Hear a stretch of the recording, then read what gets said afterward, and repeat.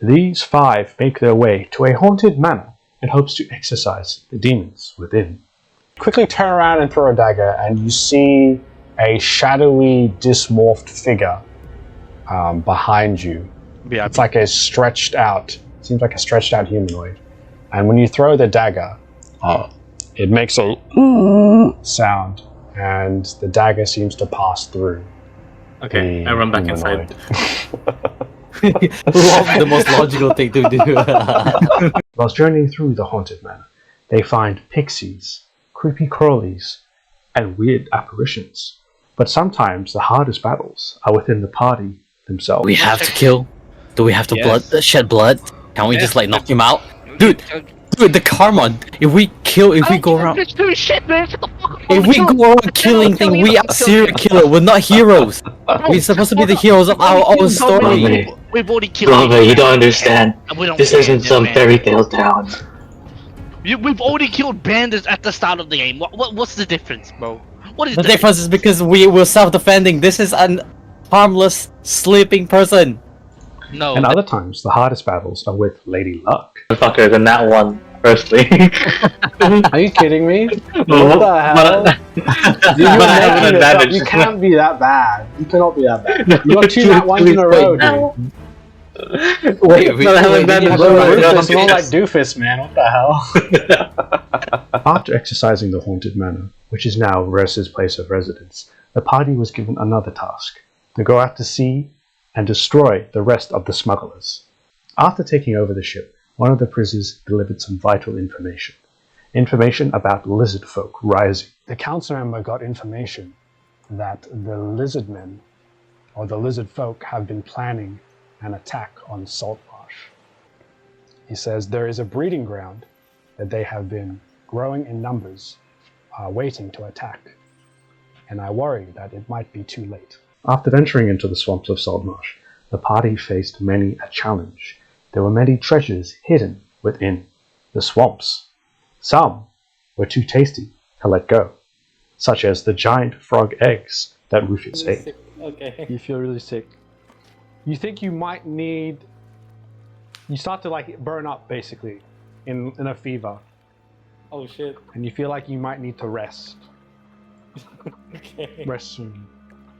I'm gonna turn into a frog, guys. I'm croaking for real. Rufus, it's hard for you to talk at the moment. Every time you open your mouth, a croak comes out. The people of the swamp are strange indeed. In fact, one of the witches of the swamp wanted the party to retrieve a stick, a magic stick, which would restore her power. This branch she would like us to take, okay? Yo, So she points at the trees. Between some 2 legs. Between his fucking 2 legs.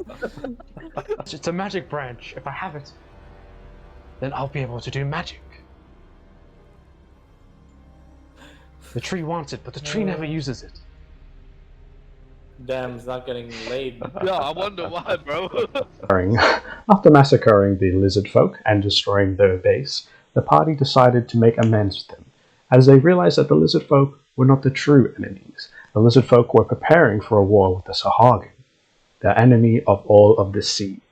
And so the party decided to kill one of the enemies of the lizard folk, a giant crocodile. You see this, but underwater.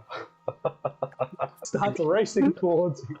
Unfortunately, you tug on the rope quickly, and Noma seems to get the hammer and pulls you straight out.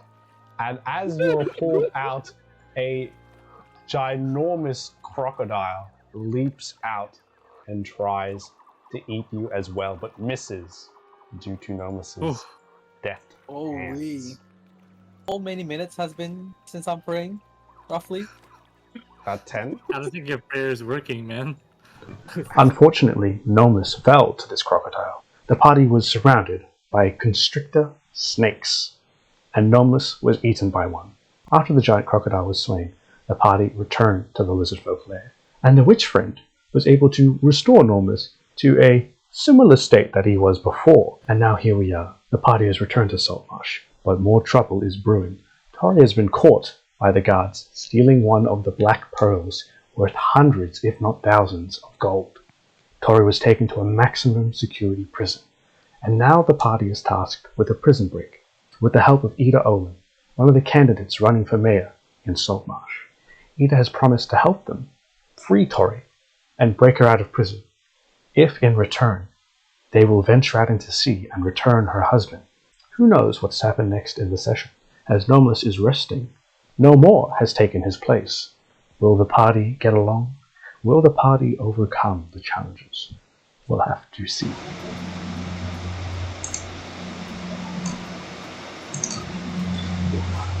Okay, I think it's a decent time to start. We've got a few people here.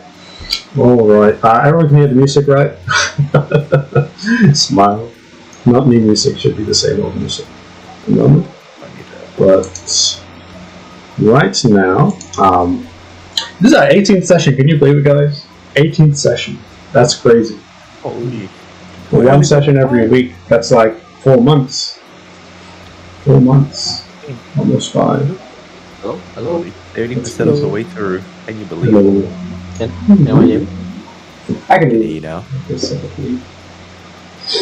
I think actually we're just about to finish the 4th module, and there are 8 modules. So, Sorry about that. I didn't see the message. I think it was too late. Let me just close the door just in case. Unless someone already has messaged him. I've messaged him. He's playing Warframe. I think he'll be done soon though. But we can get started with that. Okay.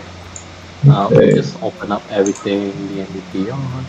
No worries. So at the moment, the party is about to travel to this dock or this harbour on the way back from Saltmarsh to resupply, called Fishy Rock. It's like, kind of like a Caribbean-styled harbour, and they're known for exporting and importing exotic goods. They're not really related to. They don't really count themselves as a part of Kioland or even a part of Ulek. They're sort of kind of like an independent region, and so they kind of don't really care about the dealings of the wars and that kind of stuff. But they are very multicultural, and it's an interesting place. It was actually Silence who suggested that we dock here. And so now I'll move everyone here, unless there's something you guys want to do before. I think we just Peter's husband, he's woken up, and he just explained to you guys basically what happened to him. They went to the Orc tribe to try and do a trade for some artifacts, and then the deal went awry. They did something that disrespected the Orcs, or they took as an offense, and then a fight broke out, and basically all of his crew was slain, and then he was tied up and basically tortured on the ship. And that's basically his story about what happened before you guys came. Okay. And he thanks you profusely for saving him, and he says the reward will be great once he returns alive. But he says he's very dismayed, very sad that he wasn't able to retrieve this priceless artifact. It was lost in the sea. It was a smoking pipe from the Orc tribe. Can I roll insight to see if I can see how honest this man is being? Yeah, you can roll insight. Alrighty. Okay, let's have a look out. Let me wait for the stream to catch up and I'll see how that looks where it is right now. You can even see. No, maybe you can't see it there. I don't think you can see it there. If I roll it all the way. Yeah, it's that back a little bit. Let me just. I can pull it down. Oh no, it's that's as far as down as it goes, actually. Yeah, that's what I meant. I'm just shifting it so it would be visible. Yeah, that's right. That's like right at the edge there. Move it. Oh no. What do I do? Oh no. It's hard. Yeah. Anyway, that was a 6 plus. What is my insight? And I got a 9. You got a 9? Yeah, you can't really get a read on this guy. I just go, yeah, this guy's being honest with me. Yeah, you're not too sure. You do know that traders and merchants, they tend to exaggerate and make things up, but you also know that considering his life was in peril, maybe he's not lying. So you're just not really sure. Like that. He also mentions the black box that I believe the party retrieved from the wreckage or from Krell, and he says that that is one of the artifacts that we were going to trade, and that is the artifact that actually started the conflict, basically. Oh, you mean the black box thing I have? Where is it? Yes. He says that was the that artifact was one of the main reasons we came out here. It was specifically requested.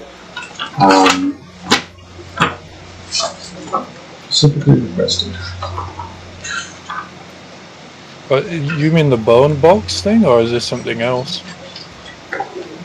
The bone one, right? Yeah, the bone box. Yeah. The bone box. Oh yeah. Requested by Saltmarsh. Before we do the long rest, can I... You said this was locked, right? Can I... I would like to cast a cheeky spell on it to unlock the lock, if that is alright. Yeah, sure. I would like to cast knock on it, and which could unlock it. So you cast your spell to unlock the box. It unlocks. And you hear whirrings of gears within the box. Seems like the locking mechanism was quite complex, but your spell was able to basically disassemble it. And the box opens, and it reveals a whole layer filled with this chopped up leafy material. Chopped up brown leafy material. Dried perhaps, like dried grass, perhaps? You're not too sure. Okay. Can I ask him what it is? He says, I have no idea, but Saltmarsh paid a hefty price for it and the pipe. Okay, so... It smells like tobacco. Is this making the weed in the bong?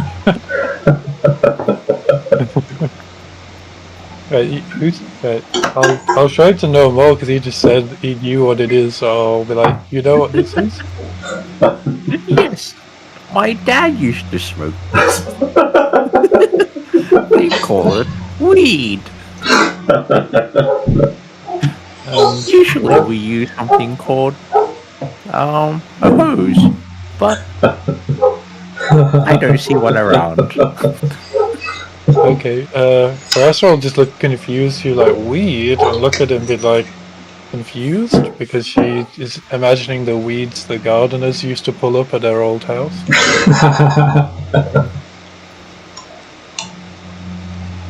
Don't worry, this is poor people slang.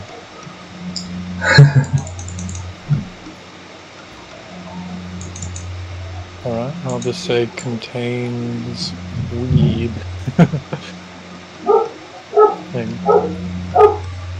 Marissa will shut the lid again, but she'll leave it unlocked now.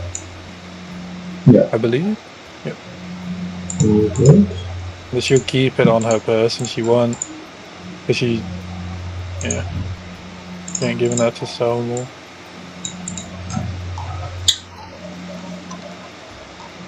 Alright. So yeah, you guys all have a long rest, so you can return your character back to full capacity. And also, Glave, you've got the stat block for your spider, right? Yes, I did. Yes, awesome. Okay, so you should all be ready. Okay. You should be able to add it in your extras tab, by the way, under pets, I believe. If it's in the monster manual, you should be able to add it. If it's in there. I've got to do one thing. Yeah, it might not actually be in there. It's a phase spider stat block, so. Okay, yeah, Unless there's it's a legacy, phase. then. Yeah, it is in there. Phase spider, large, unaligned, HP. Add one, have a look. So it has basically like ethereal sight, spider climb. Yeah. Oh, yep, it's there. He can add it and add a name and all that. I have all its info there with it.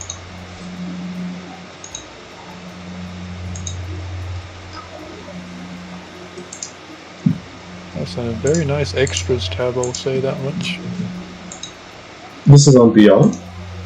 Yeah, on Beyond, if you go like extras, and then you can click manage extras, and you can do add an extra, and you can click like pet, familiar, whatever. Oh, yes, And then you just search, like if you just search spider or phase spider, it'll have it there and you can add it. What's the D&D Beyond? Yeah, D&D Beyond in the extras tab, if you do... Extra, yeah, okay. Oh, add, okay. If you click pet, and then you can add phase spider, and it'll be... So whenever you need to look at it, you can click there and it'll have all the info. You can even add a name if you want to. If it has like extra skills or anything, you should be able to add it. Maybe not. Let's see. Probably. Face spider, yeah, I see. Yeah, I think the only customization you can do is... Let me have a look at beams real quick. Yeah, I added his name. I think you can add, like, adjust the size, type if you want, alignment. You can add to the AC or he. Good. Okay, I did.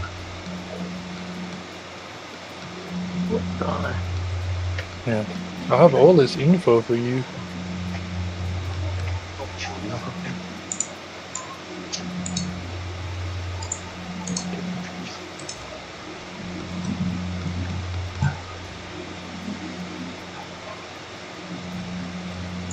Okay, I'll get you guys to consume a ration if you have one, because there's no other food on the ship before you arrive. Otherwise, you guys can roll a d4 and just lose that much health. Well, if you take one leg of the spider, I'm sure it'll grow back. I think I have a ration. You could roll to fish if you wanted to. You can try, yeah. Maybe Cripple has some bait you caught or something. I mean, somebody fished Glave out of the water, so there must be something in there. I'm sure our amphibian friend here can lay some eggs for me.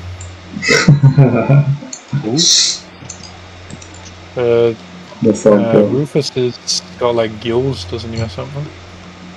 Yeah. It's gills. Can breathe underwater and just feed her a bit of water. You can just catch the fish for us. He can pretend to be a fish for the shark. What role would I have to do with Rufus to catch fish by jumping in the ocean? Survival, and yeah, survival's fine. The ship can slow down for you. Alright. Okay. Survival, where is his... Okay, survival, he's got a +4, that's... The waters here are quite calm. That is 18, 22. He finds a plethora of fish and he's able to collect around 5 fishes, medium-sized fish. Danker. So he will give the fish... He'll take one fish for himself and he'll give everybody else a fish.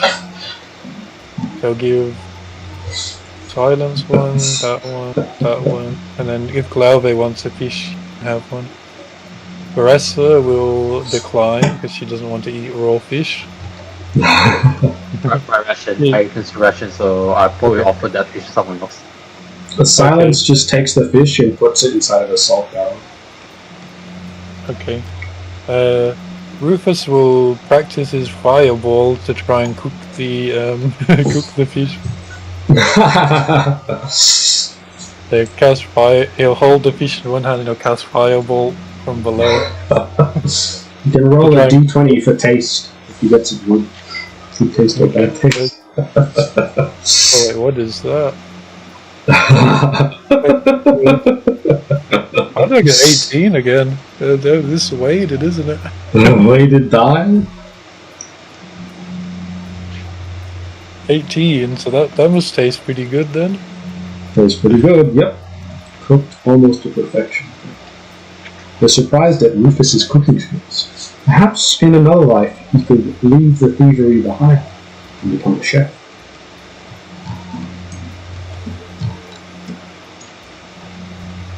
Yes, the party now pulls up to the the fishy rocks. And they leave an anchor down.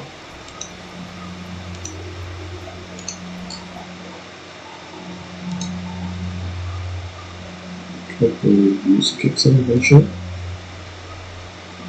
Wait, what is that card?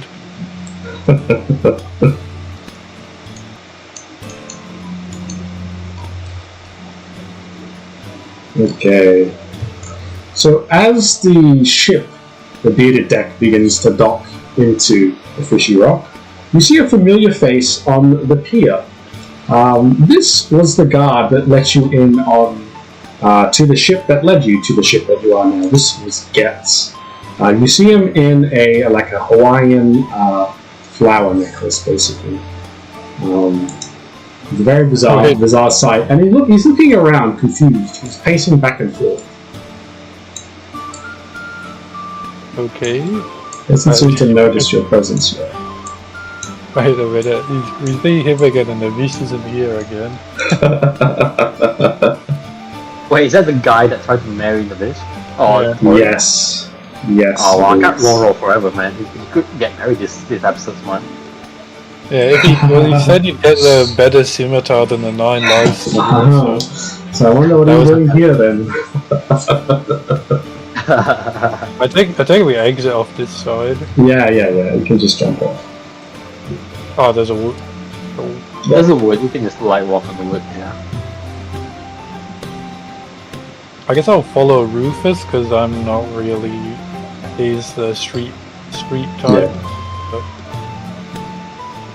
I can't control Tori's one, so do anything about that. Okay. I can fix that.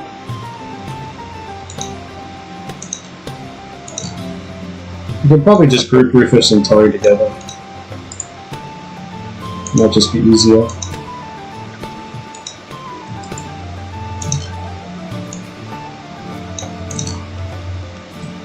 Okay. So as the party approaches Getz, he seems to be surprised to see the party here. He looks up and flusterdly, he says, "What are you guys doing here?" And then he looks at Tori and he says, "What are you doing here? I thought you guys were out on a journey. Unless I'm seeing things. I must be seeing things," he says.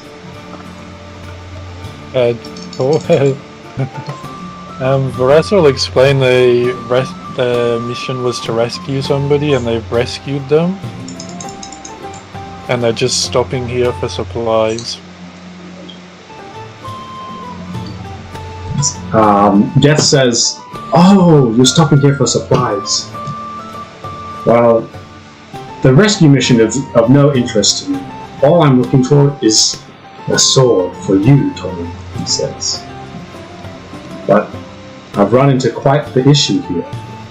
You see, I had information that a grand scimitar would be in this location. So I voyaged here on one of the boats.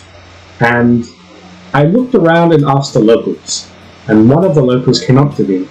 One of the locals said that they would be able to find a map of where the scimitar is, in exchange for 200 gold. But they haven't come back yet. So I'm wondering what happened to them on the way.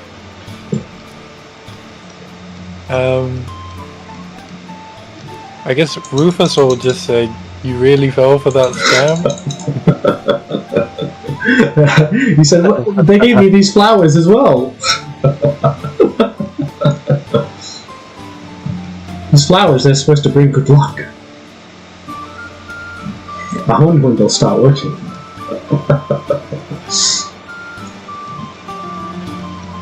Rufus will say, we'll just sigh and look at Varessa, who will say, oh, maybe we should go find the person. They might have got in trouble. Yes, that's probably what happened. They were probably attacked by some thugs in this area. I'm sure of it.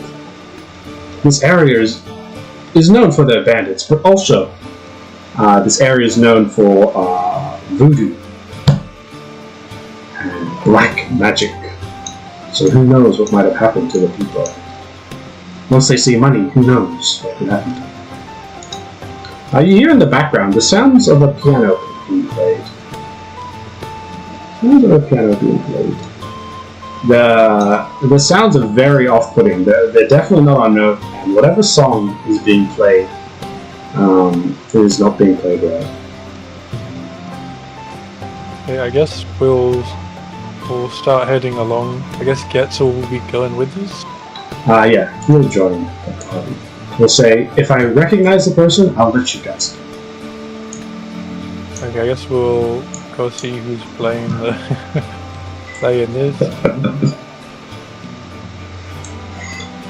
You see a gnomish-looking fellow sitting on a stool in front of the piano, and he seems to be playing chopsticks. But the chopsticks aren't evenly spaced out. He seems to be hitting a black key and a white key at the same time. And then hitting another key right next to it. And then he starts playing with four fingers, and then 2, and then 3. He has no sense of rhythm, nor sense of musicality. Oh yeah, you see someone go up to him, and it's Getz. And he goes up to the man and he says, I will pay you 10 gold to stop playing. To which the gnome fellow takes the gold greedily and he says, sure, I'll do that for you. And he just turns around and he starts humming. And the humming is almost as off-tune as the piano playing. The humming sounds like a sea shanty. Okay, is there... can I ask this gnome if there's any where I can get supplies then, I guess? Because that's what we need, right? Yeah. He says, supplies? Why? You can probably ask the tavern for supplies. The tavern is just over there, to my right. See that building over there? That's the tavern.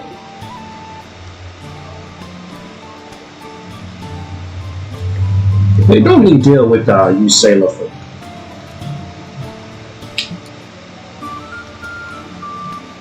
How did the spider get left behind? The spider just died. Getz also asks the gnome, Have you seen someone running around looking for a scimitar or something like that? To which the gnome replies, Scimitar? What's that? I have no idea. Is that some sort of food?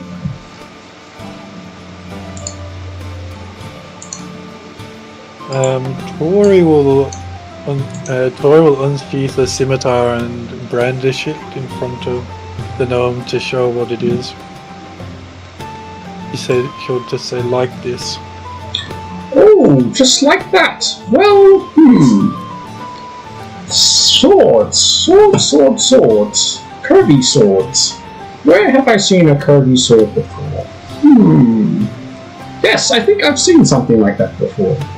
But it came in quite a while ago, so I don't think it's around anymore. I think the last time I heard of it, it was being blessed by some person, yes. I can't remember who. Something about a blessing. Or maybe a curse. I don't really know. I just play the piano.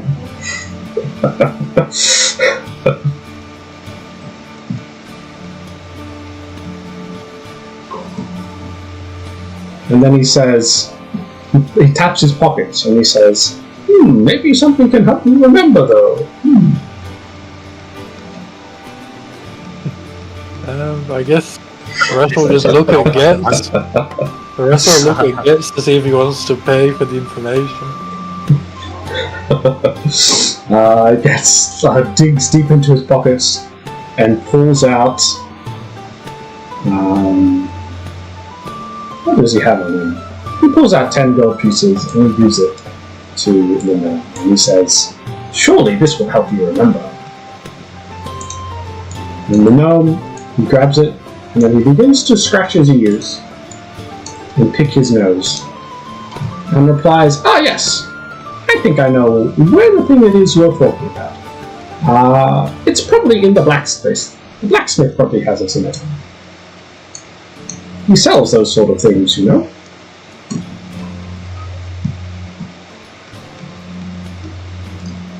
He says the blacksmith is near where the tavern is, all the way to the west side of town. Okay. Ding, ding, ding, ding, ding. Varessa will thank him and she'll move next to him at the piano and she will demonstrate some basic key technique, explaining to him about finger spread on it, and she will play a tune just on this very edge of the piano to demonstrate a basic Elvish song she knows that kids learn. The gnome nods his head in curiosity as he watches you play. He says, wow, I've never heard it sound like that before.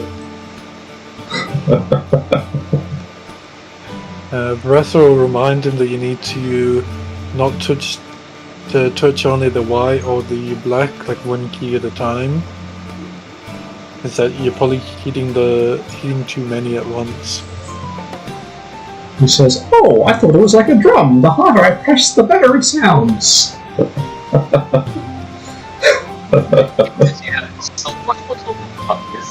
I know that. Varessa will just show him a few more moves and then watch him do it and then go, that's better, once he starts actually doing what she's saying. He starts to play a simple Elvish melody. It sounds a little bit like for Elise. I do like her Elise. She'll say, keep practicing and you'll get much better, and then she'll start heading towards, is it the tavern? Yeah, the tavern's over there. Go around this guy who just parked his car in the middle of the road.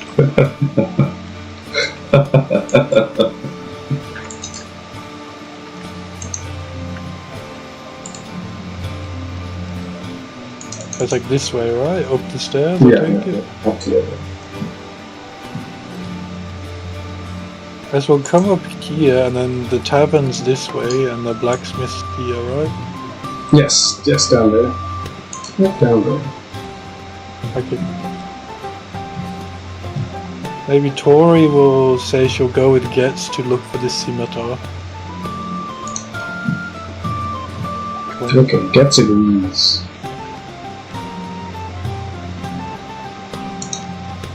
And the rest of us, I guess, will go to the tavern looking for supplies.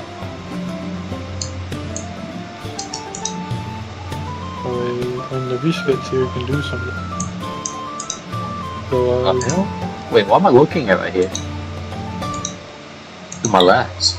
Is that yes. gathering of So trees? you see a bunch of hooded women sitting down on the park benches, around a pond. They're all humming in unison, a low hum. Like, is it like a cultish hum? Demonic hum? It's just like a normal music hum? It reminds you of how nomadic tribes used to meditate in your travels. So perhaps they're meditating. I see. What a nice scene. I do love seeing a really like traditional scenario where nomadic just kind of coming together and sing the tune, you know. It makes me feel warm inside. It fills me with joy, to say it's mine. Smart.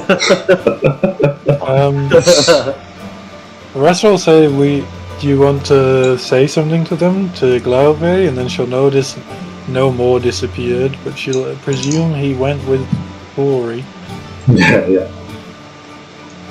I'll say, I refuse because it's not in my place to do anything there, so we just continue. We're going to the blacksmith. The blacksmith is where Tori went. We're going to the tavern. Oh, tavern. I meant if you wanted to go talk to them or not. Nah, I'm good. I have anxiety. Because will the bar keep saying anything about the spiders following you? As the spider creeps out, the people, they all look at the spider. They'll stare at the spider. And the keep says, "No spiders allowed." Don't worry, the spider is with faith. He says, God. "You let this spider in, I'll have to kick you out. No spiders allowed." Fine, I'll just hang out here with my spiders. Fuck, I mean. And he says under his breath, "A weird spider people. I hate spiders." Well, you guys do that. I'm just gonna head to the general direction of this thing. I'm just gonna like watch them and hear them hum their song. Okay, Varesta will, I guess, this is the table closest to the guy, right? Yeah. She'll sit there and then she'll ask about getting supplies. He says, "Supplies? Oh, yes, from the warehouse. Ah, yes, you've come to the place. The right place. I manage the bar and the warehouse. Any sailors who need supplies for their voyages, come right to me. What do you need? How many days' voyage of supplies do you need? Need rope? Lamp oil?" Varessa, yeah. You know, based on what, based on the prior travelings, you think that you'll need maybe around 4 or 5 days worth of supplies for the around 10 people. Okay, Varessa will ask for 5 days, roughly 5 days supply for 10 crew members. Yeah. He says, "Ah, yes. We have that in stock. I'm sure you don't mind hardtack. It'll be around 150 gold. You want something better? Like meat, dried meat, maybe 300 gold." Varessa thinks about the price, but she looks at Rufus to see if he knows anything about food prices. He doesn't know too much about food prices. If you look at Rufus, is that a good deal? What's hardtack? And she don't know what hardtack is. Rufus says to you, Versa, he says, "Lady Versa, I think it's a little steep. I'm sure $100 gold will be enough for good supplies of meat for 10 days. But it also could be an availability issue. Maybe they don't get good supplies around here often. It is a small town." Okay, give me 1 second. Marissa will say, perhaps we can make a deal, and she'll pull out the bag of rubies, and say how many of these for meat for 10 days. He says, "Oh, those rubies. Why? They're the what's the word? They're the best gems you can get around here. Yes, this used to be called the Ruby Coast before it was called Fishy Rock. Yes, I think two of them. No, three. 3 should be enough." And you can see the dollar signs going off in his eyes. Okay, Marissa will say, hand him a real one, and 2 fake ones, and see what he does. Alright. He begins to look at the rubies and inspect them closely.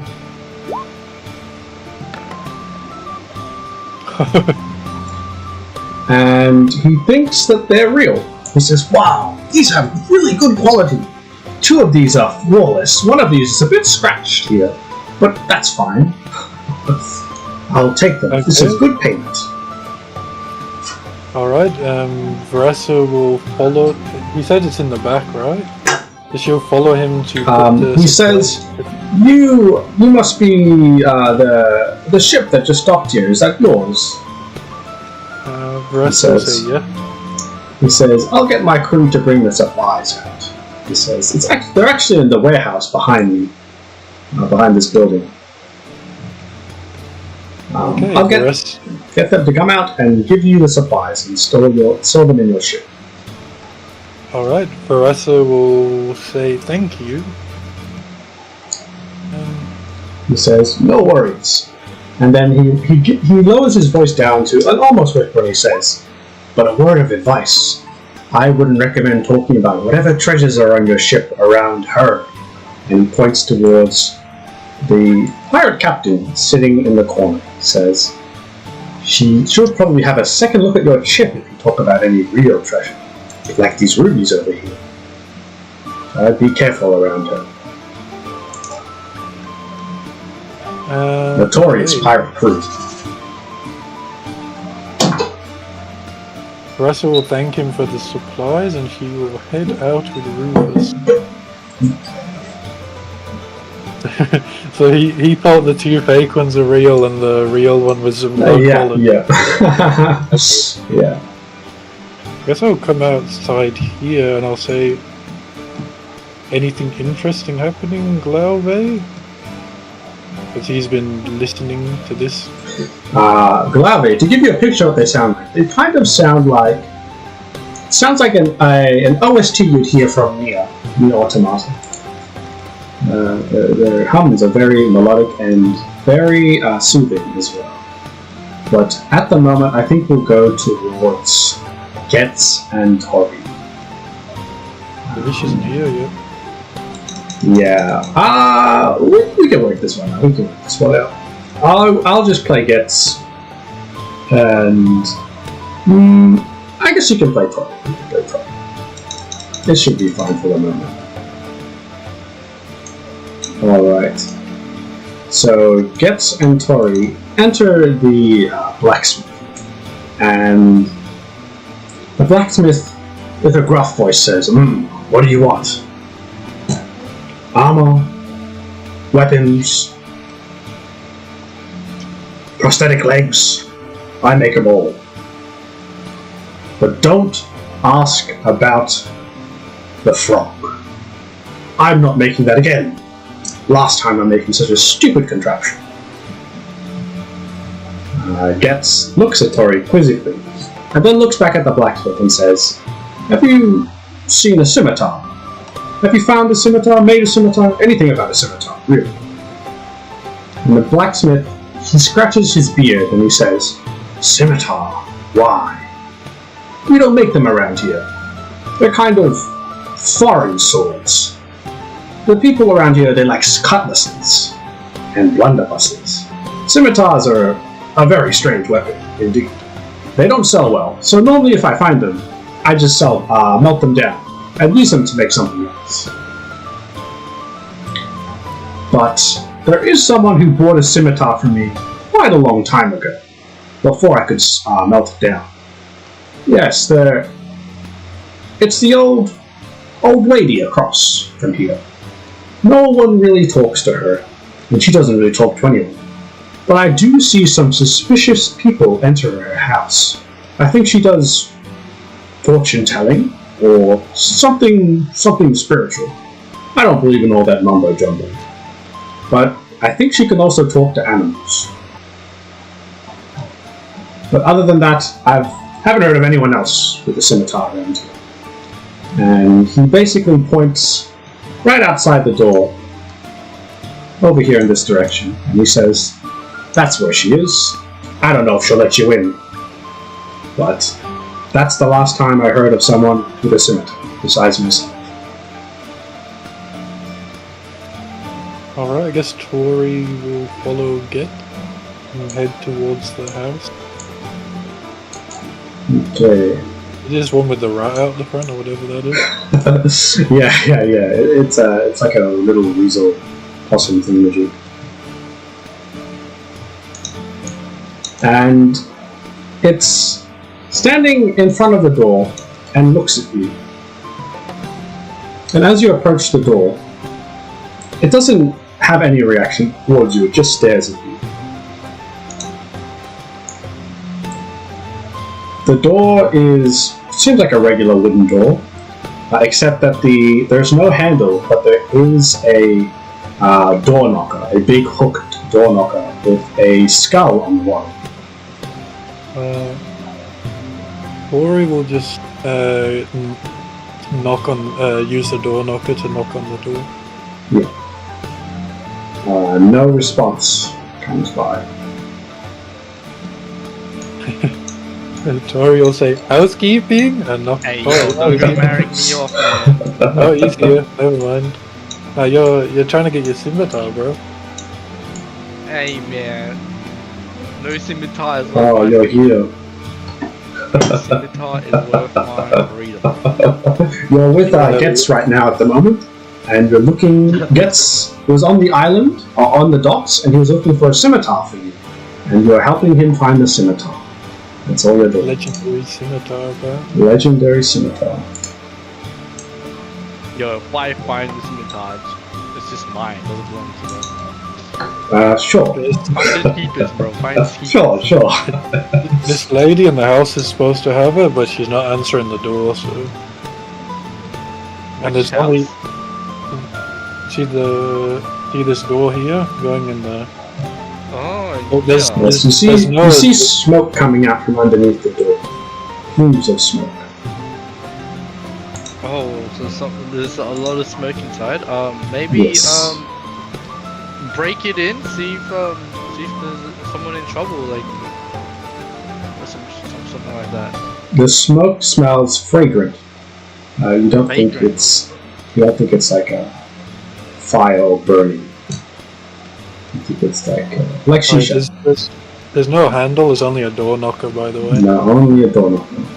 And okay, none of your imaginations, you don't know. Yeah, so you can't open it at the moment. There's no other entrances?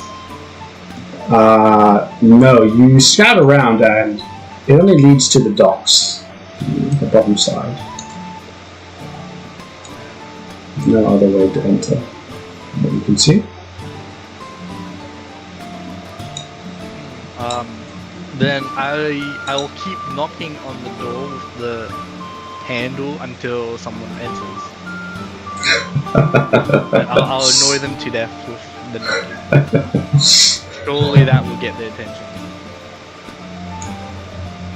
attention. Getz says, Tori, maybe we should ask around the locals, see if maybe one of them knows.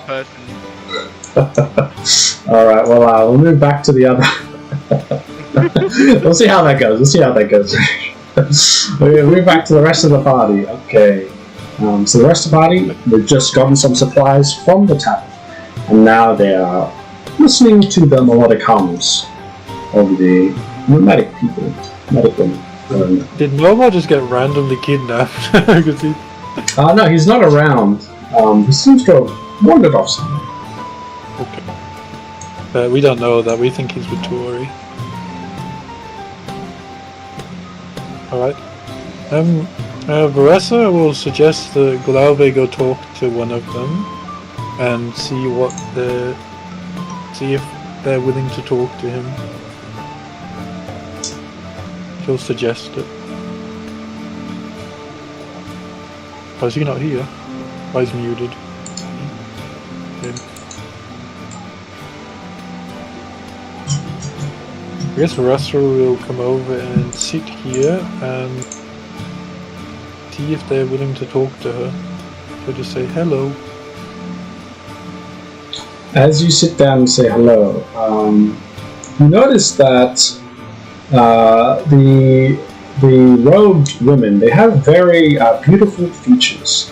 They seem to have very soft skin, and they also seem to pay no attention to you and seem to focus on their hummings or their meditating.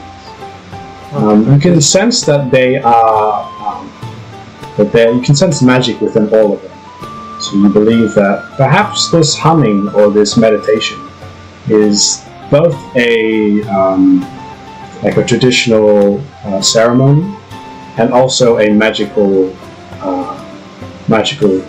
event as well. Okay. Does Varessa have any? Do I need to roll an Arcana check to have the feel out of knowing what exactly they're doing? Yes, roll an Arcana check.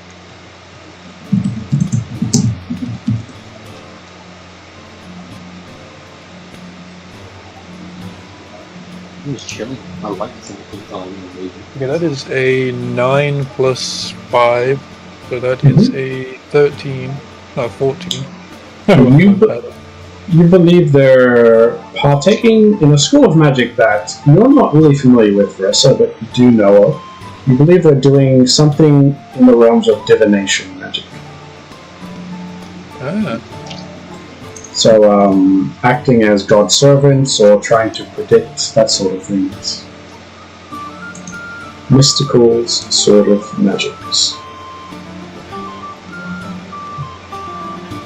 I think we should just leave them alone. Like, it's my fault. Some people are like that. Alright, Varessa will nod and listen to the Glaube's advice. So she will say she was hoping they might reveal something to us. Maybe if we have another chance of encounter with them, maybe.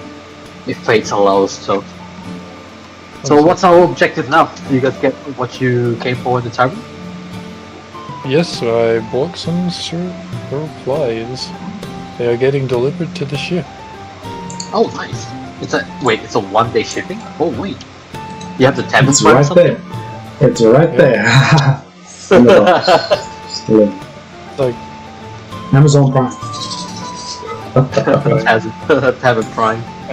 Amazon Prime, yeah. Yeah, exactly. So I guess right now we're just waiting for Tori, I guess. I guess we'll go looking around some more then. As you start looking around, you hear the sounds of crashing and the shattering of glass bottles over here. In this building, you can hear the sounds. And you can hear the sounds of... Yeah, in this building over here. You hear the sounds of crashing of glass bottles and the sounds of oops from a feminine voice. And then you hear the feminine voice say, "Oh no, I think I broke another one." Alright, I guess I'll look. As you look at the front of the building, it says Vaccines Arcana Storehouse. Oh. Except the store has been changed a little bit by graffitiers, and it says Snorehouse. Alright, I guess we'll go in and have a look. Okay, so these are the... There. That's...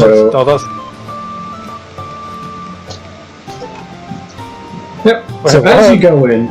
What the hell? As you go in, you see a green-haired elf, half-elf, walking around, trying to clean up a mess, and she turns around and she looks at a big ettercap, and she says, look what you've done. You've broken some more of my vials. And the Edicat makes a weird clicking sound, like that of, you'd imagine, a spider or a centipede. It goes click, click, click. And she starts having a conversation with it. And she says, no, it was your fault, not mine. I was trying to hold the vial steady, and you were supposed to pour it in. And they begin arguing over who broke what. Very interesting icon. Yes. Very interesting. It feels like there are almost vials of bathwater somewhere in here, eh?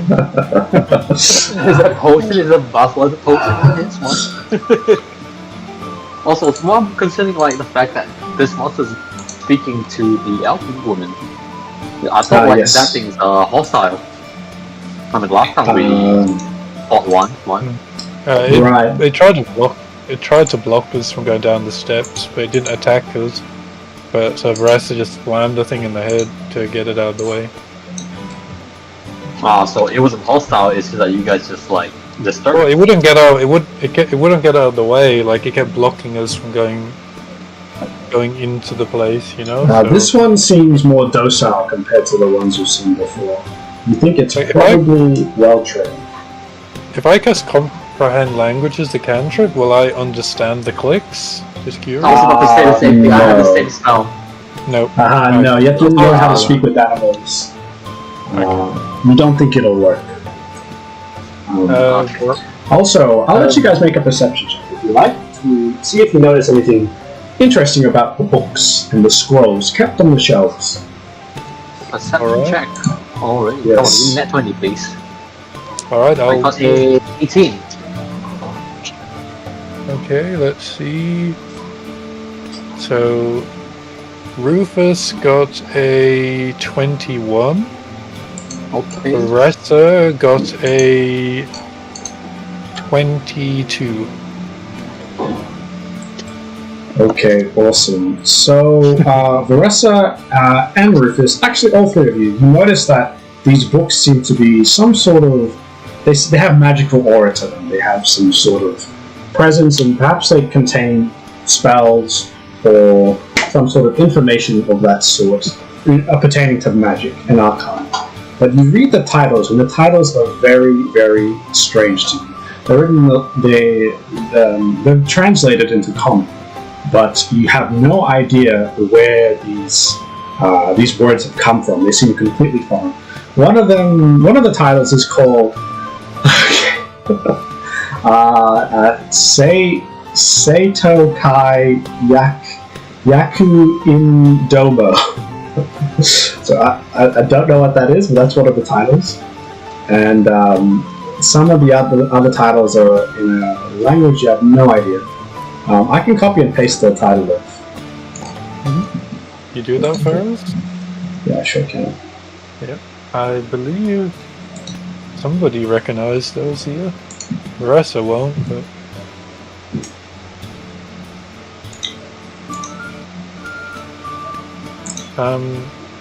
Veressa will...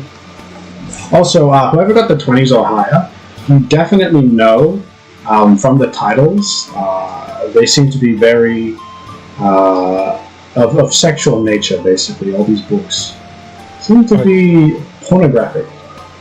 Okay, so basically everybody but Glauve got above 20, and Glauve, I believe, has read something like this before.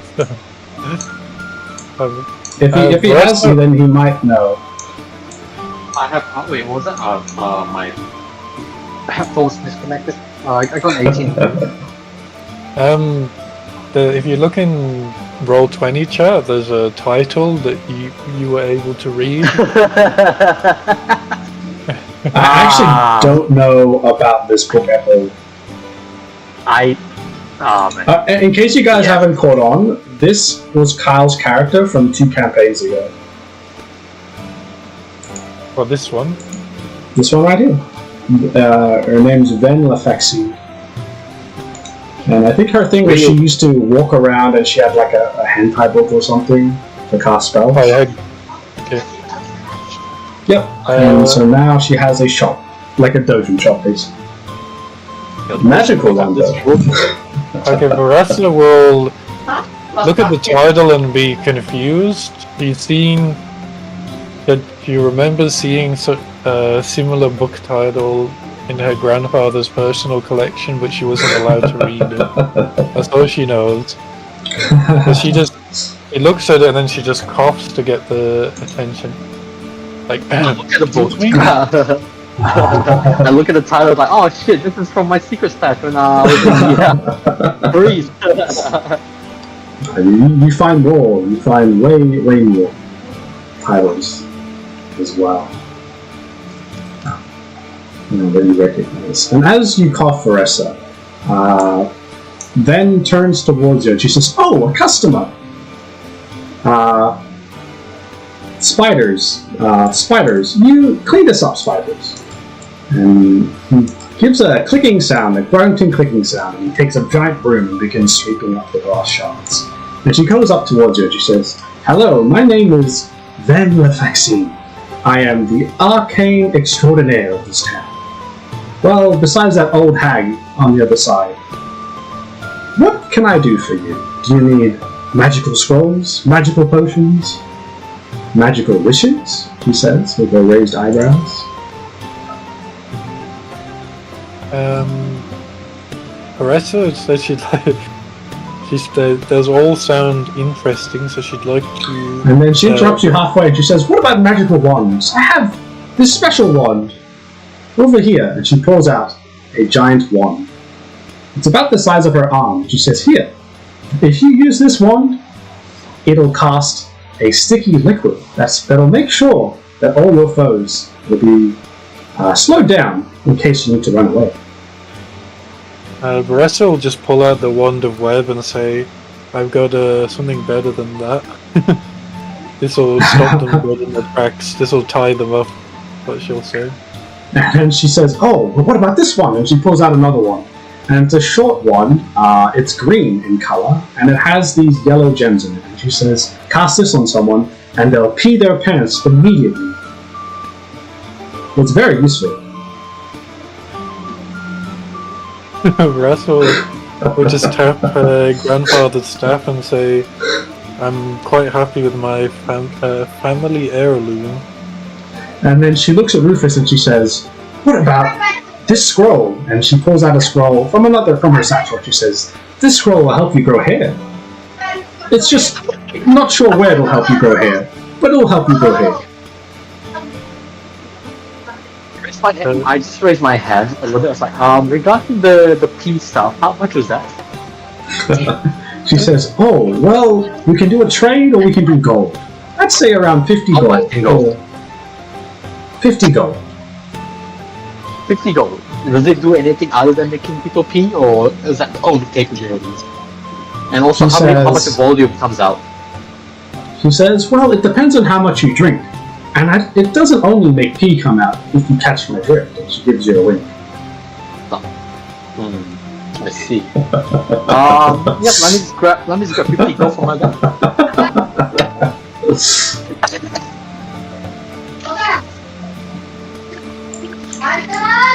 Yeah.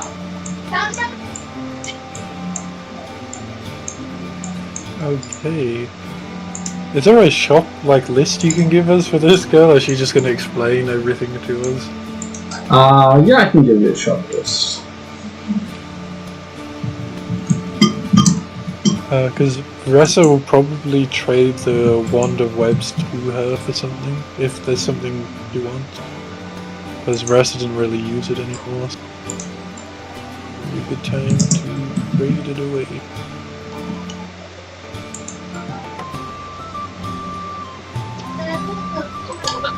That's happening. I need to go walk my dog. My mom's yelling at me.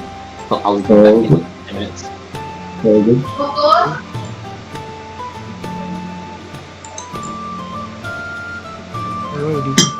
Well, he bought the pea stuff anyway, didn't he? Yeah.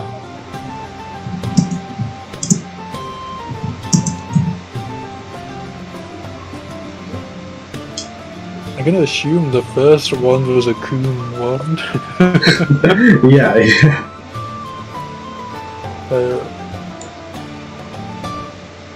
Okay, do you want me to just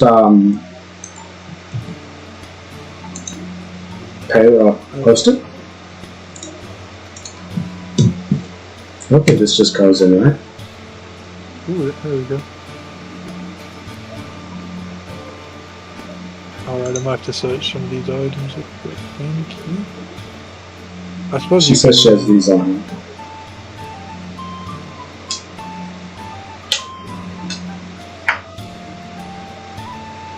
Hat of vermin. Let's see that one as an item. I'm guessing that's a rat hat.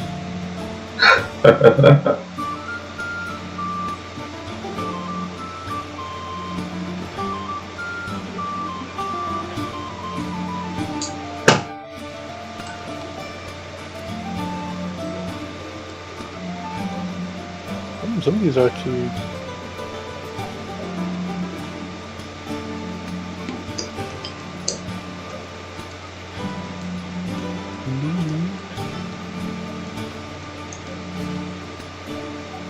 Yeah. She gives you a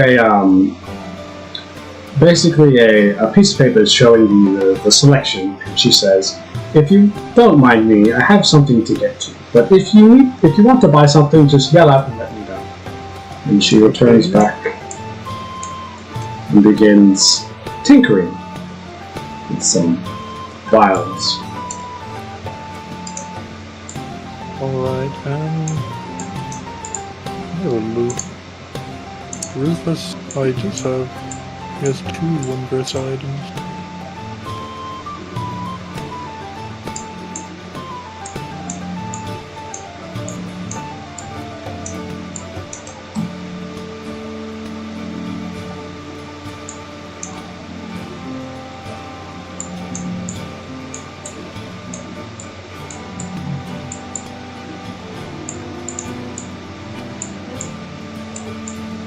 Interesting, okay.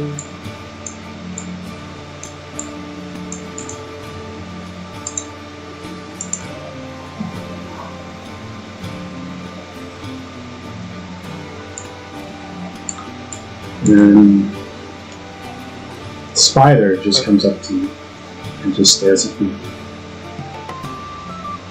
Seems to be on guard duty.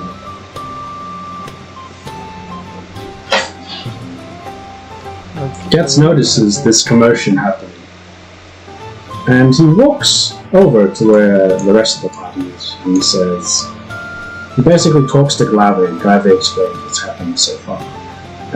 And he says, "Tori just can't stop knocking on this door." Okay.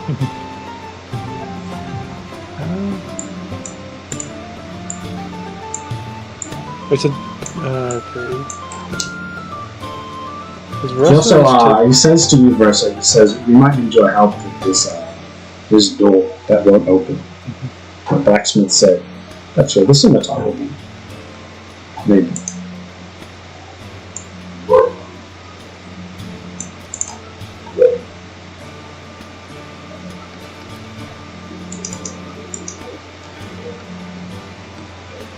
Alright. Okay. I have an idea of some of the stuff Marissa wants to buy. Mm-hmm. It might be time to drop a... Yep. Because she... Let me just... I'll write the stuff she wants to buy.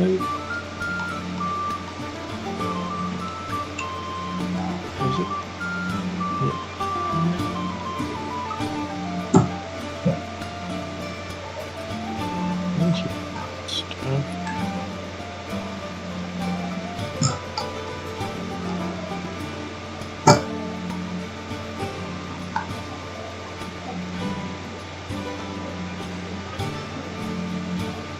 She wants to buy the Manual of Health and Cloak of Displacement. Okay. And she's going to offer the Wand of Web as part of this transaction and trade.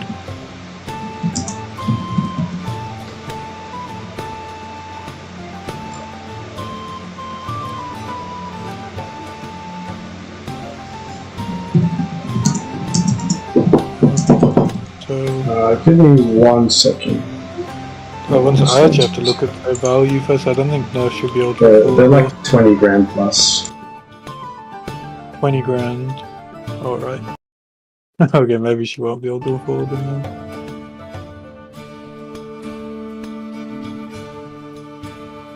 But yeah, it doesn't say a cost on the manual.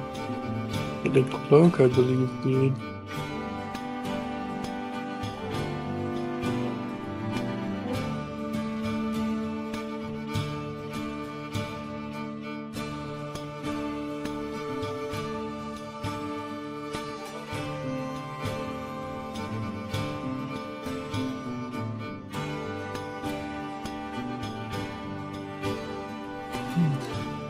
But yeah, it'll probably just be the manual one. She'll try and negotiate for it. I don't know if she'll be able to. That's 20,000, it's quite a lot. She might be able to.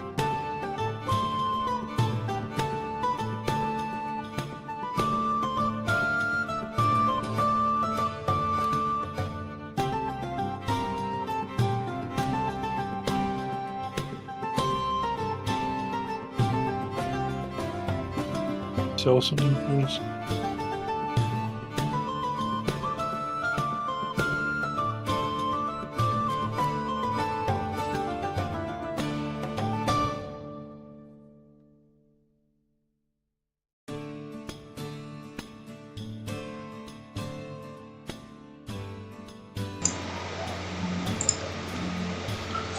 Alright, I'm back. So, Ven says to you that the normal price for a Wonder Web is around 750 gold. But she says because she likes the feeling of you, she likes the vibe of you, she says she'll accept it for 1,000 gold. But then she says if you want these two items, their costs together combined will be around 45,000 gold. Just the manual, I think. She says the manual? Okay, 20,000 gold. 20,000. Baressa will show her, because she has the real rubies, I believe, are worth, yeah, and she has sapphire in both. Could she go, she'll say she needs to sell something first, and she'll come, she will go to the blacksmith first. She would like to sell him the guard plate armor, which I believe brand new is look. But she'll offer to sell that to him first.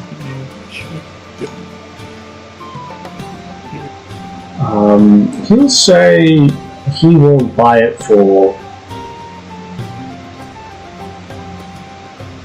1,000 gold.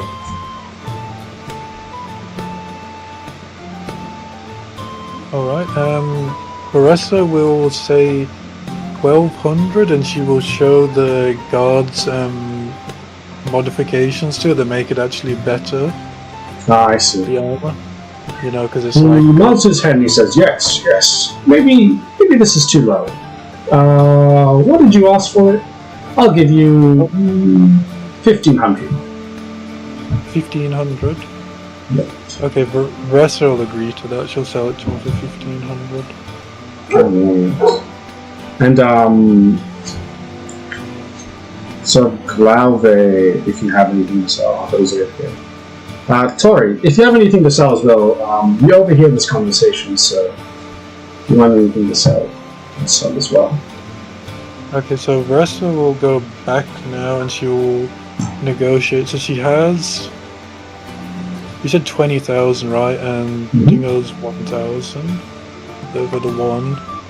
How much would she give for the... She'll show her the Pearl of Power as well. Yeah. And she says maybe 17,000 now. Okay, and she has those 5 super rare blue sapphires, I believe. You said they're worth 1,000 each apparently, and I have 5 of them. So I'll show them and the rubies and the black pearl. Yeah. So I believe she says after all that, I'll buy it for 1,000 gold.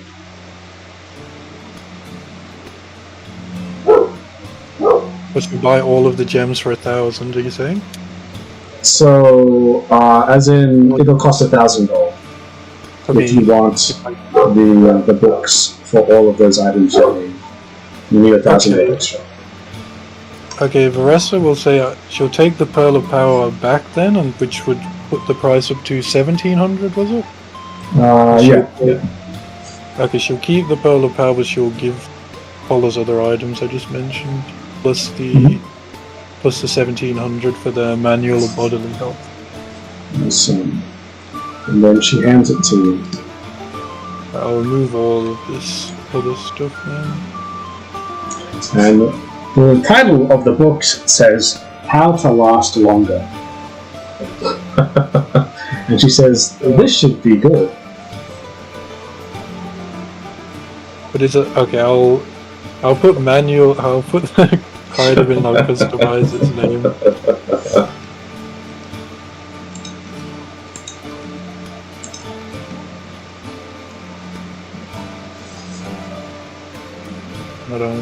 And that was 1,700 gold.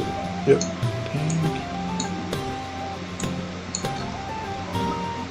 Varessa will thank her and say, "You'll." Actually, no, she won't say.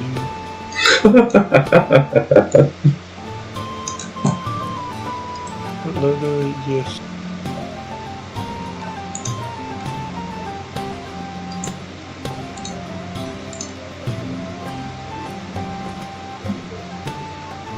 Alrighty, that's a very interesting item. It doesn't need attunement, but it does have charges, so that's good. Okay, I can handle it. It'll be very good. Alright, Varessa will thank her, and I don't think there's anything else I don't think she'll get anything else. You'll just head out to where Tori is and wait for... I don't think Rufus would... How much would Rufus have money-wise? 500? If he wants to trade anything, when he comes back, you can just do the trading then. Yep.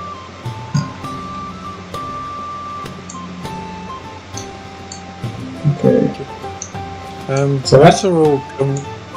As you walk outside Ben's store, you hear Tori furiously knocking on this door.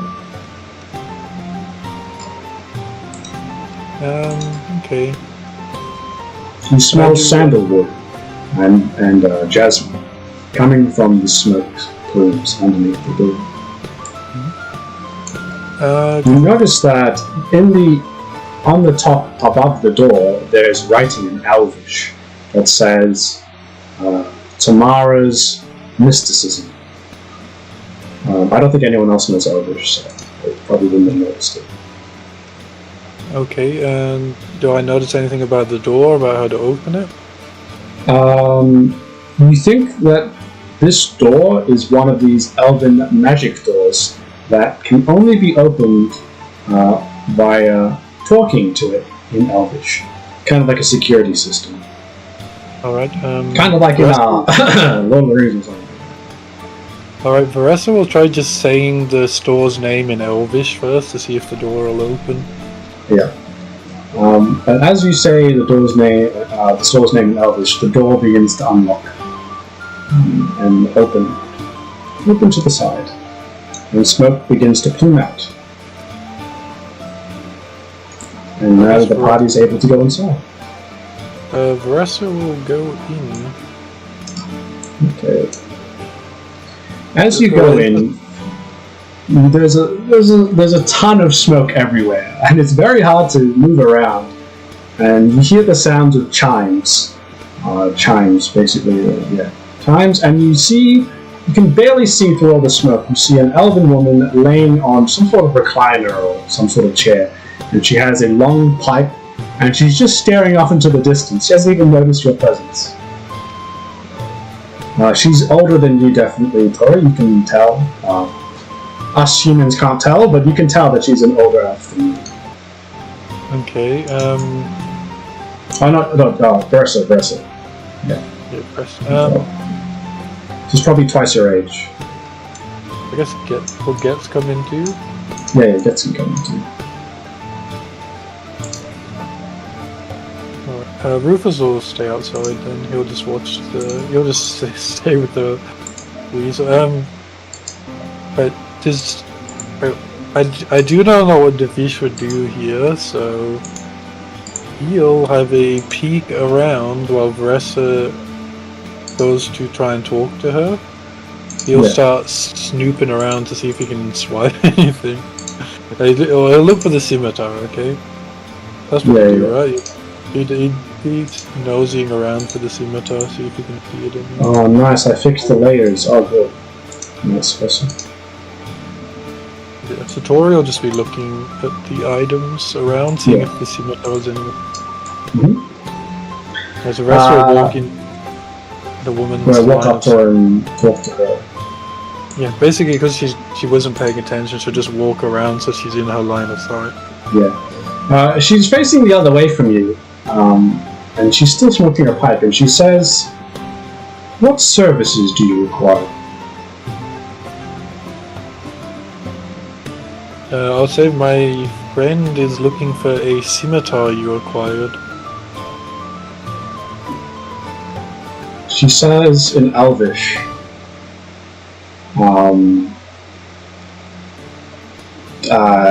do you know where the east wind blows? Oh, wait a minute. Yeah.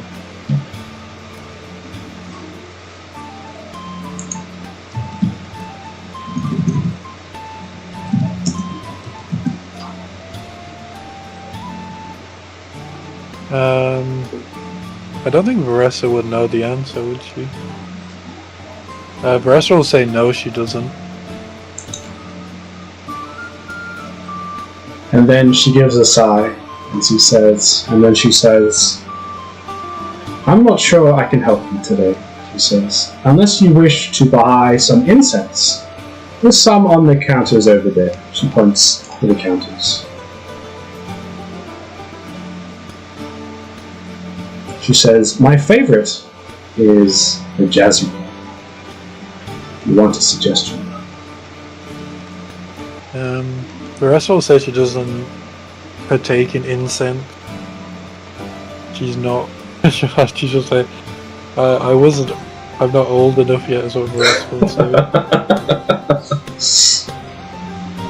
She says, "Ah, yes, you are a young thing," in Elvish. And then she says, "Well, we have some gum over there for you if you want that instead."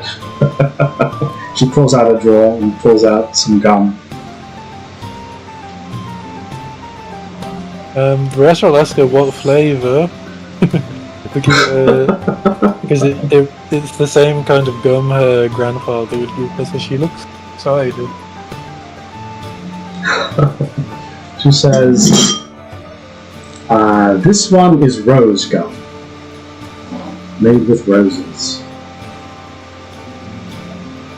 Vanessa will say, she's speaking in Elvish, so she'll say that her grandfather used to give her rose-flavoured gum and request that one.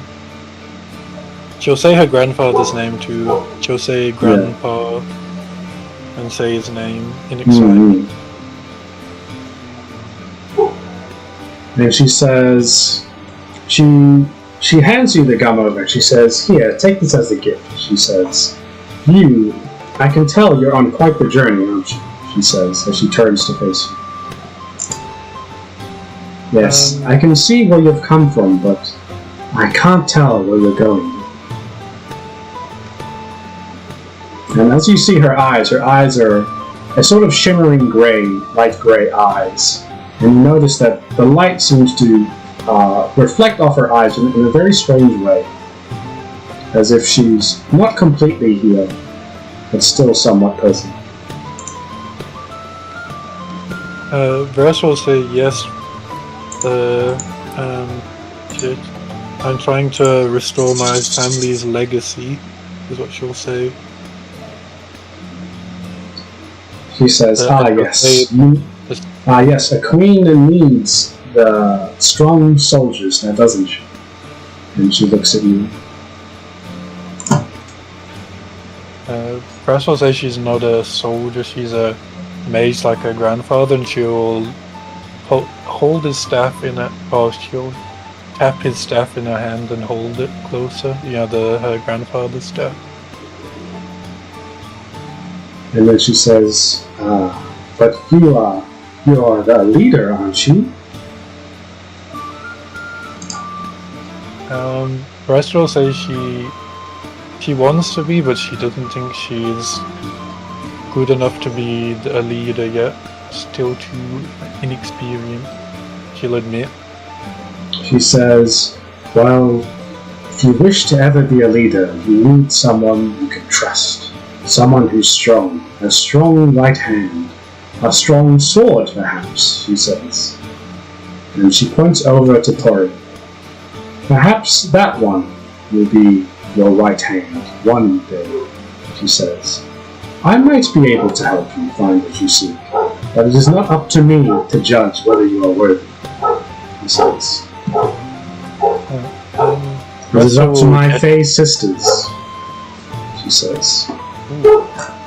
Ressa will say, where can Ori meet these Fae sisters then? She says, they're normally meditating next to an ethereal pond, up north from here, she says. Oh. Ressa will say she sat on the bench with them at things, but they didn't say anything to her. She says, yes, they only speak when the moment is right. But they'll have the clues for the scimitar in the pond? She says, I'm sure whatever you're seeking, they're able to help you find it. Ressa will thank her, and she'll use the polite way of referring to an elder elf woman. She gives you a warm smile, and she says, oh, and before you leave, perhaps you'll have use of this as well. And she shuffles through her drawers, and looks around, kicks some things around, and then pulls out this fine oak wooden box, and opens it up, and there's a black pipe inside of it.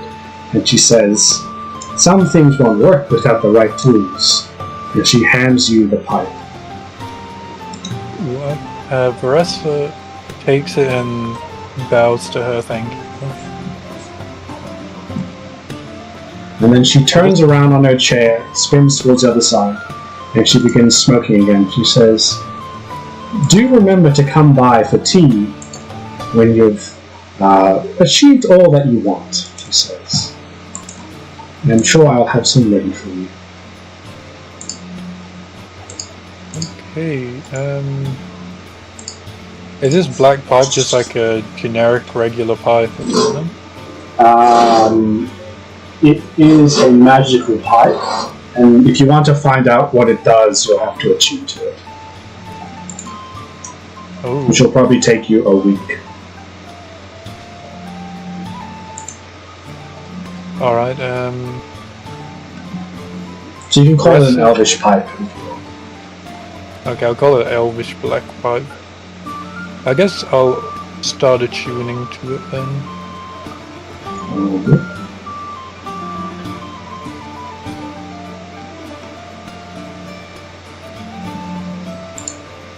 I guess I'll lead Ori. I'll head back out and the door should shut behind us, right? Mm-hmm. I guess we'll head back to the Hummers, I guess. Hummers. Okay, I'll drag everyone there. Unless you guys want to move individually. I think there's only me here right now. Oh, you brought the weasel. Oh yeah, the weasel. Oops. Rufus met a new friend. With the weasel, but he followed him. Caressa will say these must be the Fae sisters. see if they can tell you what you need to Tori, and then Tori will go over there, I guess. She'll sit down and say, sup to the one next to her. Okay, just give me a second while we scale this. The second time upon seeing these sisters, you notice they're humming, but the tune is different and their eyes are open. And they are watching you. All of them are watching you. Each of them has the same bright grey, sparkly eyes that the last elder woman you talked to had. And as Tori talks to this Fae sister, she says,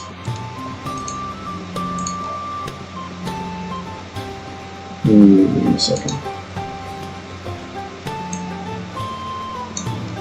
She says, there are 5 liars.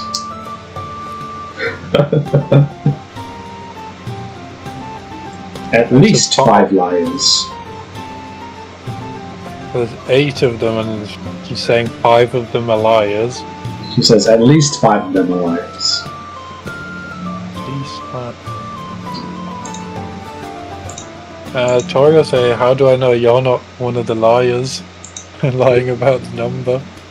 She gives you a smile and she says, follow your heart.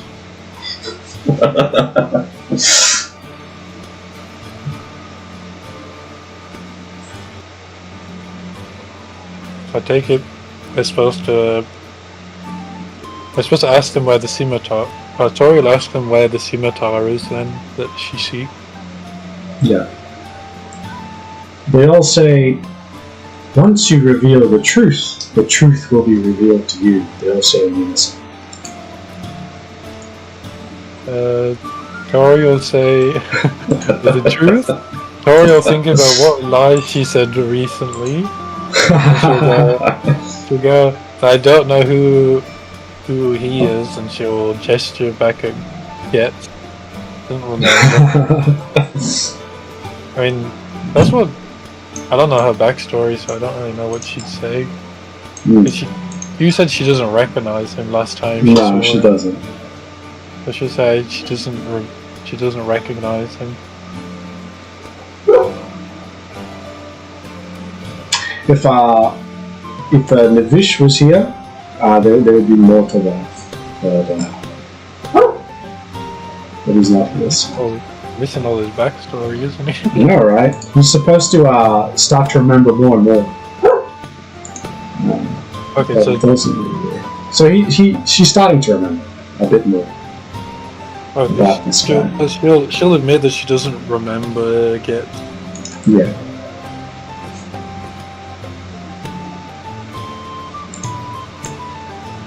Getz comes up and he says to the party. Actually, Glave comes up and says to the party. He says, "I know this game. We used to play it back in our religious school. Some of us would pretend to tell the truth, and some of us would lie, and you'd have to figure out who's who." He says, "We used to call it a liar's game." Okay, so I guess since I'm the only, otherwise God is, he's disappeared, but he is here voice chat. There's only me here, so after Varessa will ask them each. Yeah. She'll ask, "Am I an elf?" to them. She'll point at herself, see what they say.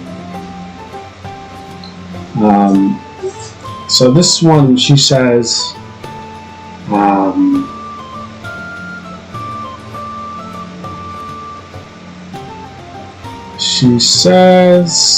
she only says, at least 5 of us are lying, she says.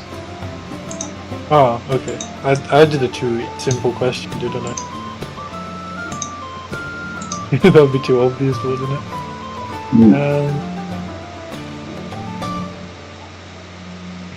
I think that, did you sleep with her wife and point at another ones? She looks around and she says, no, she shakes her head. Alright.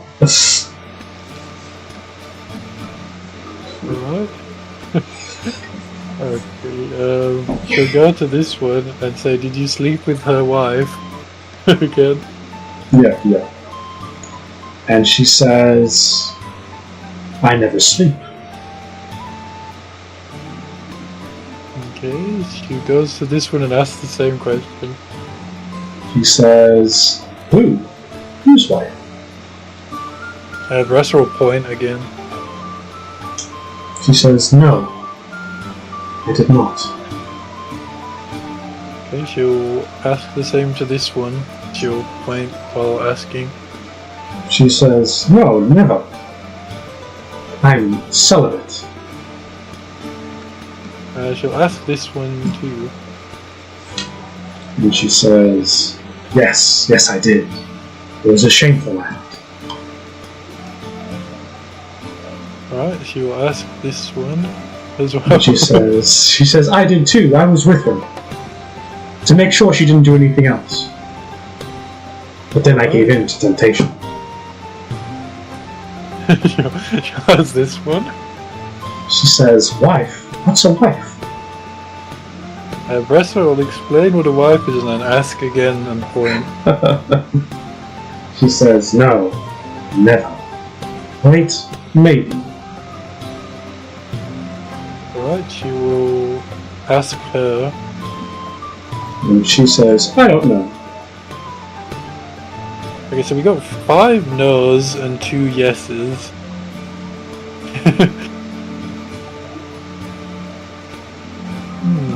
The rest will say this one, and this one are telling the truth. So the 2 said yes, and the one who gave the riddle at the start and said yes. You make that guess, Versa, and they all say incorrect in unison.